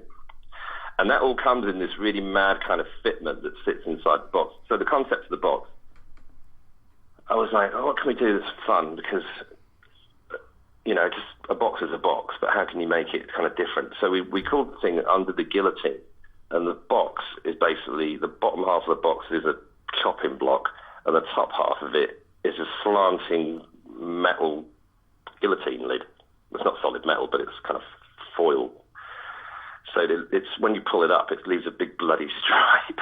It's fucking bonkers. And so we kept the concept on throughout the whole box of like torture and medieval torture and stuff like that. So the fitment that all these things sit in looks like you open it and it looks like some horrible thing. And if you take the pieces out, there's like a claw in it and a rat and all this stuff. I can't really describe it. You have to see it. Yeah, you can't really describe it, no. Yeah, I remember telling Creative Manager on the phone, I've got this idea, and it's going to be a guillotine lid, and he's like, what? I was like, yeah, this is the idea. But it's bonkers. It's really bonkers. But it looks great. I'm very excited for people to see it and get some feedback on it, because it's not out till February. But I took delivery of it about a week before Christmas. You see, but this is the interesting part as well, because the thing is, when people see that, they just go, "Oh, look, you've seen what's coming out," and you don't realise all of the moving parts behind that thing ending up in front of you. Like, for instance, contacting a company in China to make a USB stick out of, yeah. It's kind of bizarre. They do get quite complex. I mean, even down to, we've got a book in it, and it's kind of some quotes from Millet and some song lyrics and stuff, and it's kind of made to look like a kind of old book, like a tome or something like that you would get in those medieval times. But it's got loads of unseen photography, so we tracked down some photographers from that era and got a bunch of live and posed photos that no one's seen before. And getting the content together. I think probably that I started working on that at the back end of 2019, sorry. Yeah, it's been over a year. Wow. Just kind of chipping away. Obviously, COVID got in the way. But yeah, we've been sort of chipping away at it piece by piece. It's something, and I was very, very conscious that, you have to respect the fans, If you're putting a box set out, and you can't be sending people the same shit over and over again, and there's going to be an element that people go, I've got those records, and that's fine, it's not for you then, but you've got to put something else in it that people really want, and the mad collectors will love the fact that they get a demo, reproduction of the demo tape, and the DVD with all this extra stuff, and the little fella, the little figure. Yeah, and I think that's what makes all the difference. Ultimately, people who can't afford it and want it will complain loudest, which is great, which is great. But ultimately, you've got to create something that from the fan perspective, which is without completely blowing smoke up your ass, is where you're really good. You seem to have a really good feel for what fans want, because ultimately you're a fan. Yeah, that's it. I've always, even when I was doing Dry Heave, it was like, I want to put stuff out that I would buy. So there's no sort of cutting corners. And, a box set is quite we have to do P&Ls for all these products, and you have to make them work in a P&L. So you've got a unit cost, can't go above X, blah, blah, blah, And so you drill down into it, but I'm trying not to skimp on these things. And this isn't a solo effort either. One of the guys in our design team, Joe, is a mad creative fan as well, and his artwork that he made is incredible. It's the concept of it. He took my idea and visualized it. Yeah. And we're lucky to have a team of people like that. I mean, this fitment, I can't describe it. It's kind of like, so you've got the box, you lift the lid off the box, you've got the LPs, and you've got a book, and then you've got this thing that could be mistaken for a book, and it's like a cardboard thing, and it kind of pulls out, and it opens a flap at the front, and it's got these three recesses in it, and this is where the DVD sits, and the cassette, and the figure. But if you take them out, there's print underneath them. Oh, so right. There's little things underneath, so it's supposed to look like a thing. You open it, and it's kind of like a kit you'd keep medieval torture implements in. It's bonkers. I've got to say, Miles, have you thought of doing a creator podcast? That probably would have to be in German. yeah. No, you're absolutely right. But that's a phenomenal box set. Just hearing you talk about it's I can't wait to see it. And also, you're right about the team. Can you imagine for just 1 second trying to put the word out to find a graphic designer who is also bang into creator? Yeah. What does that recruitment drive look like? Well, you know what though? I mean, with the reissues we'd previously done, we worked with a couple of guys that work a lot with creator, so they kind of understood the aesthetic and that. But we kind of decided in turn this time, because we were only replicating the original album, so all we need to do is the box really. So we kind of threw the ideas out to. So what we do is I came up with the concepts that I discussed with the management, who obviously filtered that back to Mille, and then. You need to visualize that. So our guys do some mock-ups, and they do these like PDF documents of like what it might look like, and you send that off and go, here we go, this is our idea, and they go, and usually present them with 2 or 3 different ideas. They go, I like that one, or I don't like any of them, whatever. So that was kind of how the process works, So you pitch them to them with these documents, and then because you don't just make it and they go, oh, I don't like it, It's a consultative process. But we were given pretty much autonomy with it, which was great. And that's what you want, isn't it? You've got to have some kind of creative freedom, for want of a better phrase. Yeah, I think so. I mean, sometimes they have an artist will have a thing like, this is what I want on the front or whatever, but quite a lot of it is a suggestive process. Some are more creative than others, and I think Mille at the moment is in the middle of writing a new album. So his focus is on that. So he just wants, so it was easier for us to present him ideas for his kind of approval, rather than going, what do you want? Do you know what I mean? Yeah. I'm songwriting at the moment. My head's not in that space, So that's kind of where it works. He hasn't seen the copy yet, so we're hoping to sort of ship him one and get an unboxing video on it, when I film the reaction of it, so to speak, which I look forward to. Going live on social channels at some point in the future. Yeah, no, that will be awesome. And fingers crossed. I look forward to unboxing one myself. It sounds fucking awesome. we can arrange for that for you, I'm sure. Oh God, I'm so glad I got you back on. It's been worth it for the CD though, I'm afraid. Don't worry about that. I'm fully vinyled up, and Oh really? Oh yeah. Santa bring your record player, did he? No. I bought a turntable 2 or 3 years ago. Oh, okay. And it was it was just bizarre. I was round. My then girlfriend had got her turntable working again, and I was helping fix it, and then put a record on, and I put Fresh Fruit for Rotting Vegetables on, and just that action of taking the album out the sleeve and putting it on the turntable and playing it, and I was like, it's about 25 years since I've done that, and it feels so familiar and so good. Yeah. That I thought I think I want a turntable. So now I have one, yeah. And good for you. But what I haven't done is gone out and bought a shitload of vinyl. What I've done is been really selective with what I wanted to get. And I've kind of basically only the very best albums get bought on vinyl. Right. Okay. Yeah. I mean, I've been buying a lot of vinyl, but that's lockdown for you. No, but interestingly enough, I mean, and this is probably not music to your ears because you're in a touring band, but the fan demographic, the people that. So I think there's a kind of core of fans that spend their money on. Lots of various different factions of their favourite bands. And when you take away live music, and they've got more disposable income for that, so record sales are up 30% at the moment. Yeah. It's absolutely nuts. Because, lockdown kicked in, and as a business, everyone was like, shit, what do we do?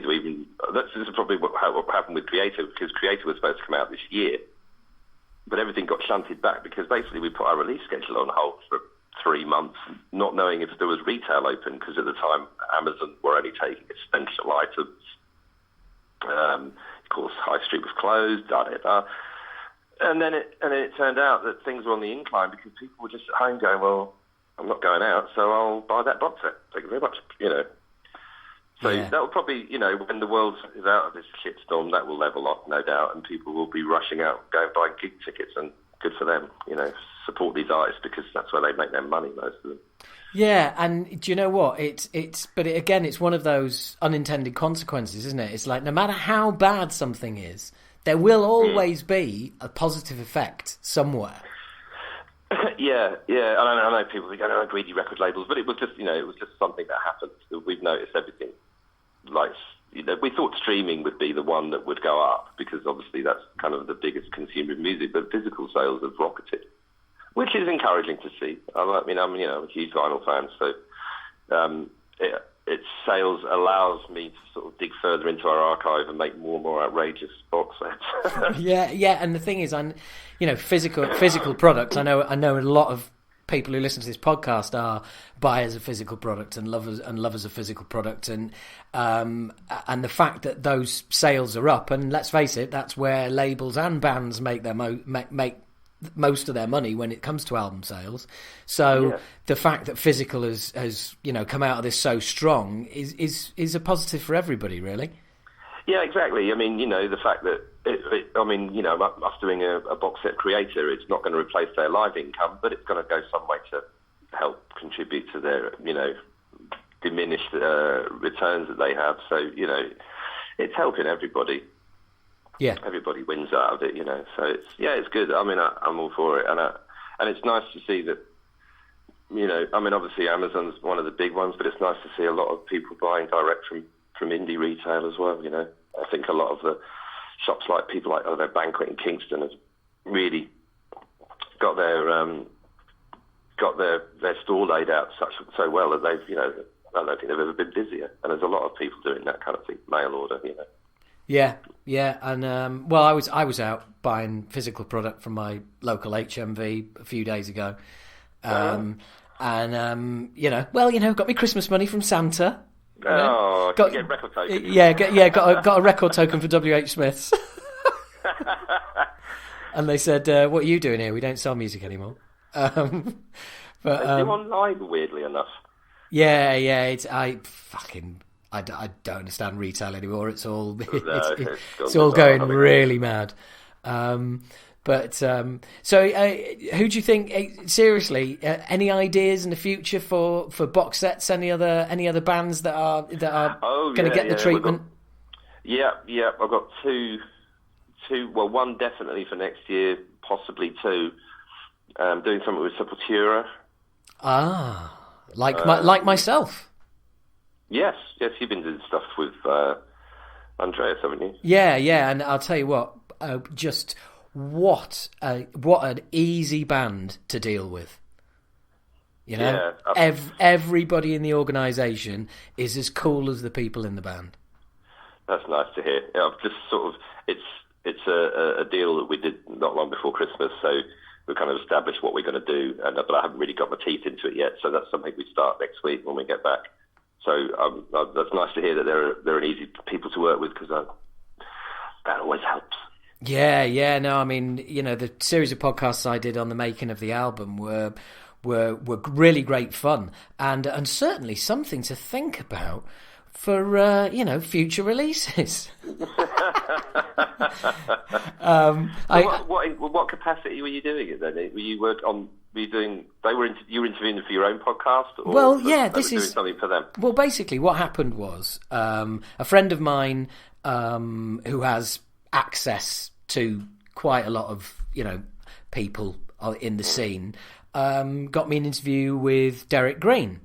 And it was great fun. We got on really well, and I said to Derek, "Hey, how about we do I delay this podcast release and we do it as an exclusive for Sepultura?" And he was like, "Yeah, that's a great idea." And then I said my friend messaged me and said, "Well, if you've done Derek, do you want me to see if I can get Andreas for you?" And I was like, "Yeah, great." And Andreas came straight back and said yes. So I did the interview with Andreas and said about the, using his content for Sepulquata, and he was like, yeah, great. I mean, we had a really good chat, and he was like, yeah, that's awesome. I really enjoyed doing this, and it'd be great for everyone to hear it. And it's like, okay, cool. Well, if I can help give you content for your Sepulquata, that's great, and it benefits me as well. It's a win-win all round. Yeah. And the weird thing is, between Derek and Andreas, between me interviewing them, I got an email from Jens Bogren to my personal email address because I had dealings with him because he mastered our album, The Age of Entitlement. And it was an email. It was a marketing email, but I just emailed it. I just emailed him back and went, "Look, dude, nice to hear from you. I've done these 2 interviews. Do you want to be? I'd like to get you in as well, and from an interview from behind the desk point of view."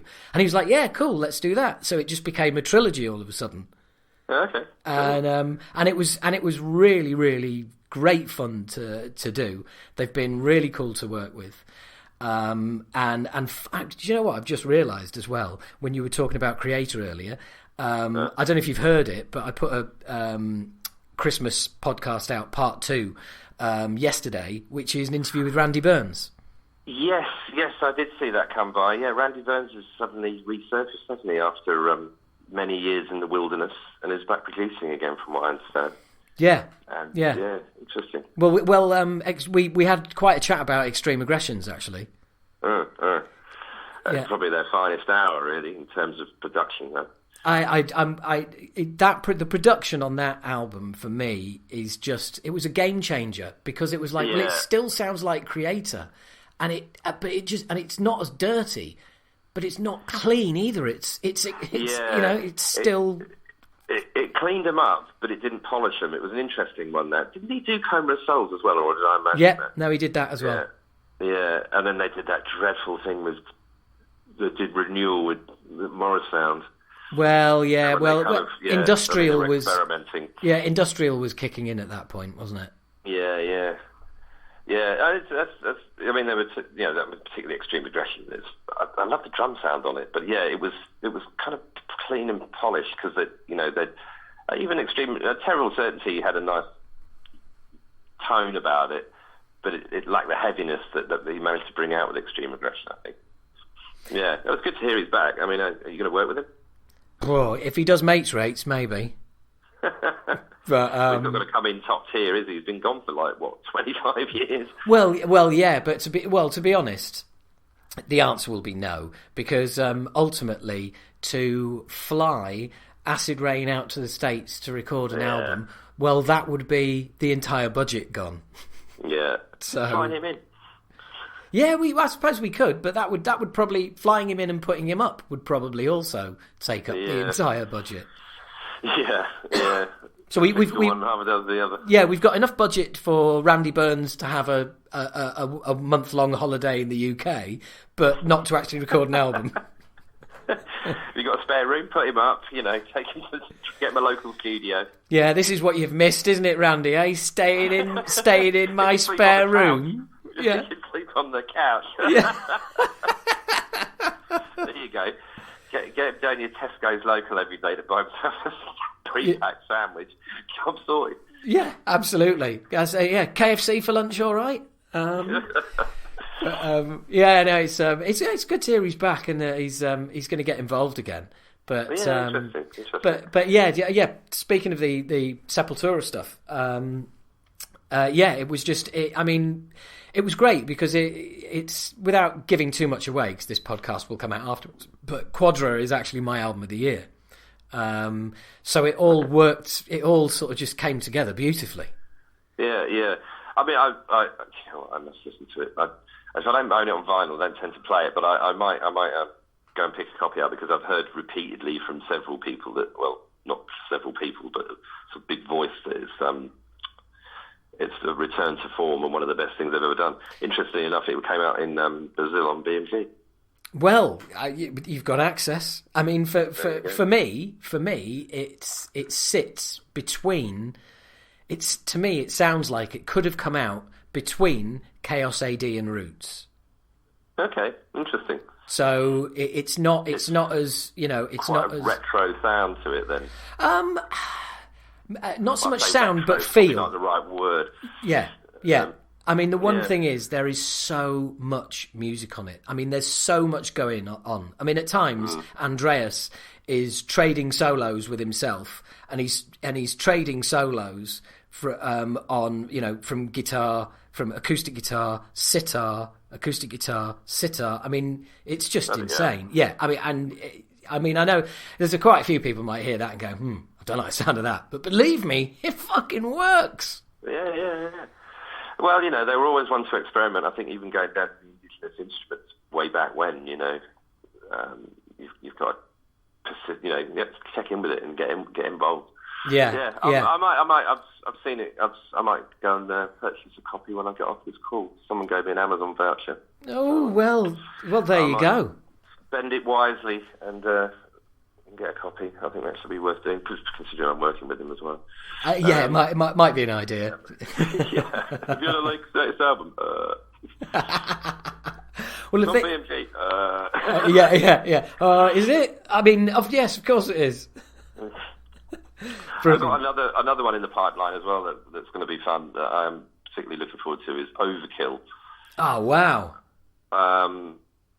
It's still in the kind of development stages, but it will be happening. And I think we're doing a deal where we could be getting quite a lot more of this stuff coming in, which is looking exciting. There's talk of stuff with Soulfly, possibly Machine Head, but Overkill will be the first one.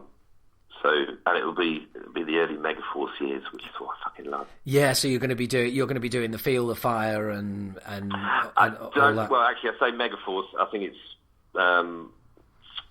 what were they? Warner Atlantic, the Atlantic stuff. Right? So you're going to be doing Taking Over? I sincerely hope so. It's me too, because that is still to this day is my favourite Overkill album. Yeah, I think I'd agree with you. It's a fucking banger. I remember seeing them supporting Halloween back in '87. I saw them the night before you saw them. I saw them up at Manchester Apollo. There you go. They were fucking great. Oh, they were great. And the thing is, I had Bobby Gustafson came on the Acid Rain page for one of our Saturday night shindigs.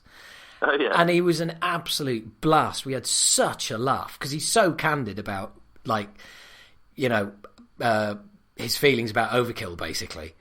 Yeah. And he was just a top man, and we finished the thing, and then we carried on messaging like for another few hours, just like having a bit of a giggle. Yeah. And I just thought, you know what, I'm sticking Taking Over on, and I looked everywhere, and I thought, Howard, you do not have a copy of it. I was ashamed of myself. So I immediately went on YouTube, and I found it, stuck it on, and I'm like, Is there a better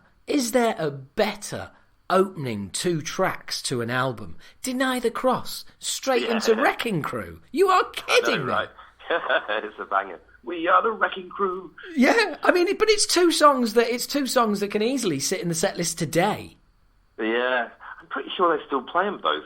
I could have sworn I saw that. I know they do Wrecking Crew, or is it Deny the Cross? I don't know. I had seen them in recent years. I'm sure I heard one, if not both. I got invited to one of these things. You know when the 100 Club got saved by Converse? Oh, yeah. And they were sticking in a load of bands down there, kind of, I don't know, I think like Blur played down there. And there was one night where it was Overkill at the 100 Club. And I got invited to that, and it was fucking amazing because it was kind of a pretty old school set. Yeah, it was great seeing him in such a small club. And I bet, I bet Bobby was the consummate, brilliant frontman in that tiny capacity venue that he is in a major hall. Yeah, totally. Yeah, the performance didn't sort of deviate from what they do, you know, because they're just always great, aren't they? Overkill. Yeah. I mean, they're one of the few. I think, you know, let's not be said, and I'm a bit sad about it, but you know, thrash metal, it kind of suffers with age a little bit, some of it, I think. And that's, you know, it's not easy music to play. You know, you're in a thrash metal band. Yeah. And, you know, particularly I think the drummers and, you know, they don't run around like they used to and da-di-da-di-da, you know, that's just age. But I think Overkill were one of the ones that still cut it for me. They're still giving it their all and still exciting. Yeah. Yeah, no, I completely agree with that. And, I mean, Bobby is still one of, if not the best frontman of a thrash band out there. I mean, he's just got so much jabber on him. I mean, last time I saw them, it was supporting the Cavalieri conspiracy. And I went down, did my interview with Bobby and all the rest of it, and then I had a friend with me, and the reason she'd come all the way down from Stoke, and she was desperate to see the Cavalieri conspiracy do Roots, which is her favourite Sepultura album, and Overkill opened, and then Max and Igor played, and as we walked out, I was like, right, so you enjoyed that? And she was like, oh, it was brilliant. She goes, but without a doubt, Overkill took the show. Really? And she didn't know Overkill, didn't know any of the songs, never seen them live, never heard them before, and I mean probably been in a place where they've been playing but not heard them. And she was like, yeah, absolutely, blew them away. Interesting. Yeah. I mean that's. Yeah, I mean, they've been consistently touring. I think the Cavalieras been doing different stuff, haven't they? Obviously, Max has been doing Soulfly quite a bit. Eagle's been DJing, hasn't he? Yeah, and moved to Bristol, I think. Do you know what? I think he lives in Kentish Town. Well, he did when I interviewed him. He lived in North London, and he's got a season ticket at the Emirates. He's a gooner. Right. And then somebody else mentioned that he's living in Bristol now. So I don't know. To be honest, I've got his phone number. I should probably text him and find out. Yeah, well, I think some of the stuff I'm working in straddles that part where he was still a member of Sepultura. Right. So it's kind of the early Derek years. Yeah. I think there was like a Max years box set, so this is kind of the next chapter. So will you be going up as far as stuff like Rawback? Yes. Yeah, just beyond that. Which, in case you weren't aware of that either, Rawback is a cracking album. Again, I hadn't listened to it in a very long time. This shows the sad state of these record labels, because I think all that stuff came out on SPV, and by all accounts, SPV went bankrupt, didn't it? Yeah. A few years ago. Yeah. And BMG bought its back catalogue to kind of prop it up. And so lots of this stuff kind of reverted to us about a year ago, but certain artists, what they did was they gave them a clause, because obviously not every artist signed up for having their catalogue carried over to another company, and if the band wanted their stuff back, they could. So I think Sepultura's stuff all reverted to the band, and then we've done a new deal, and the stuff's coming in. And so, but all the parts, there's no parts, there's no tapes, there's no artwork, no nothing. So this is part of the journey, is sort of rebuilding this stuff from the ground up. Yeah. And thankfully, we've got quite an amazing. The same with Creator. I mean, the Noise catalogue was an utter mess. If you can find anything in it, you're lucky. But there's nothing for Creator, absolutely nothing. So it was sometimes buying a really expensive copy off Discogs that had an inner bag and a poster and all that kind of stuff, so that you can re-scan them at high spec and get art designers to touch them all up and restore them, basically. Yeah. I mean, that's there's a lot of restoration goes into it. Yeah, I mean that's what I was amazed with our when we released our vinyl, when we did all the reissues, was just the way they'd managed to basically redo the art, but they redid the art to make it basically look exactly the same as it did back in the day. Yeah. Because I mean, some labels will do it on the cheap and they'll just sort of scan them and they all look washed out, faded. But I think I'm a bit of a perfectionist like that, so you've got to have it looking as similar, if not as exact as what it was, But then part of the problem, and this is an interesting one, is that when you start straying into the era where vinyl was being phased out, and some of these albums only received a CD release, scanning a CD up and blowing it up to the size of an LP, that's not very easy. Yes. Yeah. There's trying to recreate all of these things. Well, there was the old Music for Nations Fire, wasn't there? So when Music for Nations was still going, I think they basically all artwork for all albums went up in smoke. Jesus. But I'm trying to remember if it was a fire or if it was actually a kind of like a clear out or something. I can't remember exactly, but You know what? It just rings a bell. And wasn't Yeah. people pulling out like master tapes from a skip or something like that in the street? Yeah, we've both heard this from somebody, haven't we? Yeah. I seem to remember, that they were clearing out an office and trying, like, 1/4-inch masters in a skip. Well, look, I know somebody actually who will have the answers to this, and I know somebody that I can actually get on the podcast who used to work for Music for Nations, and I can or deny if that's true. Well, yeah, exactly. I mean, they won't give a shit now anyway. But yeah. I mean, here's an interesting thing because here's a story because companies, it's like Pac-Man, isn't it? One company buys another, and then they buy another and they buy another, and ultimately it ends up with a major. That's the route, And so Music for Nations now is a subsidiary of Sony, isn't it? Yes. So who bought it after it was sold, like from your era, for example? Well, didn't you? You know the route. I mean, obviously I do. Yeah. Rights to your albums back, but you could probably trace the masters some way. Do you know what I mean? Well, funnily enough, when we went to, I was approached by Lost and Found Records. I think it was about 2012, something like that. And I was approached by them. He wanted to do basically reissue them and get them remastered. And that's how they ended up being remastered. And I approached, I think it was, Sony and BMG used to be the same company, didn't they? They were, yes. Well, they were, I think they joined forces, I want to say, in the 90s. Yeah. And then split in the beginning of the 2000s. BMG withdrew from the market completely. Yeah. And then started up afresh, I don't know, a decade later. Yeah, well, what happened was BMG, I think, bought Music for Nations, and then BMG got bought by Sony, and it became Sony BMG. And well, they didn't get bought; it was a merger. Right. Okay. Yeah. Well, when it was Sony BMG, I contacted the archives department, and I spoke to the head of archives and said, "Look, this is what I'm looking for." And he goes, "What label were you on?" And I said, "Under One Flag." And he was like, "And what company was that?" I said, "Well, it was an imprint of Music for Nations." And I heard this sound. and he said, "Look, I will have a look, but we've got very little. What there isn't labelled. We've only got piecemeal bits and pieces. I'll be very surprised if we've got any of your masters. I will have a look. Give me a call in 2 weeks." Yeah. So 2 weeks went by.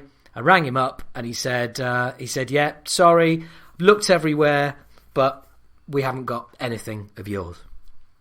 Right. So that's why. So then I basically had to send an original copy of the CD. Yeah. So, and it was remastered from the CD. I mean, it happens. It happens when a company's sold and just the masters aren't passed over. It's not unusual, from what I've learned. Yeah. Well, it's interesting. I think there is people. I have heard stories of people who have got master tapes of albums in their houses. Yeah. I mean, there's people that I know. Someone who's kind of a consultant for us, and he's got this massive network of people, and he tracks stuff down. I mean, he's done a recent Thin Lizzy thing and found a master tape under someone's bed. Via word of mouth. Oh, so-and-so's got one under his bed. Pull it out, see what it is. Bloody hell. That kind of thing, and you turn up some sort of pot of gold.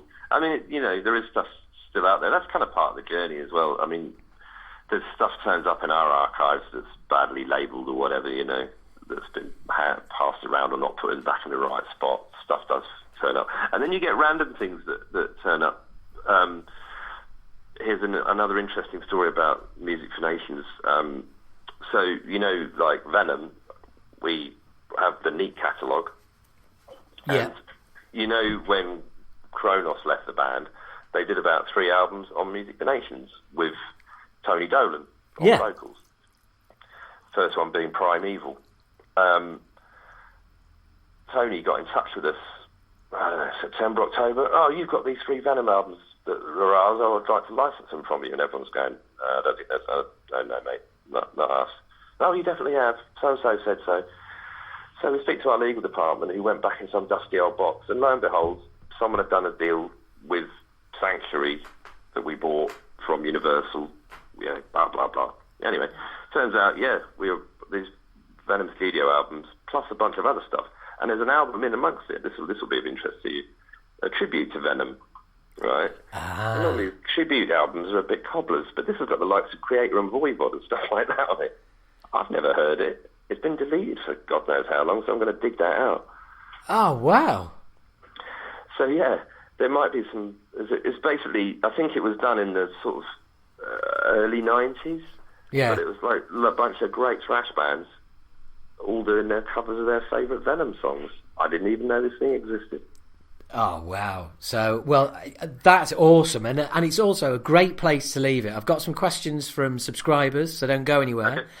But for the main interview, thank you so much, mate. That's been awesome. No. It's a pleasure as always. And that is your interview done and dusted. We are now over 2 hours. Hey, this is like back in the day when I used to put those monthly 3-hour podcasts out. Jesus, what was I doing? What I thought was right at the time. There you go. Another reason why hindsight is bollocks. So anyway, I hope you've enjoyed that. If you haven't, what the fuck are you doing still here? Yeah, you didn't enjoy that, and you've listened for 2 hours and 10 minutes. At what point do you fucking switch off, hey? Instead of maybe abusing people, it might be an idea to say thank you, thanks for listening. You are exactly who I'm looking for. Yes, you. No, don't look around. Don't look at anybody else. Not them over there. Not them over... No, you. Yes, you. You are who I'm looking for. And what I'm looking for from you is to follow Talking Bollocks on Twitter, follow Talking Bollocks on Instagram, follow Talking Bollocks on Facebook, sign up at patreon.com/Howard H. Smith, or alternatively, just share the podcast. Tell everybody you like it, tell everybody you love it, tell everybody there's hundreds of them, and that would be great. That is all I ask. My dear, lovely bollockers, that is all I ask from you. So, look, it's been an absolute pleasure. I do enjoy immensely doing this. That doesn't sound quite right, does it? There's like the right words, but in the wrong order. I immensely enjoy doing this. You see that? There you go. I do immensely enjoy doing this. I enjoy doing this immensely. You see, there's clear difference right there. This is the sort of absolute toss that keeps you interested, isn't it? I hope it is, because if it isn't, I'm talking to fucking nobody. Anyway, look, thank you very much. Really appreciate your support.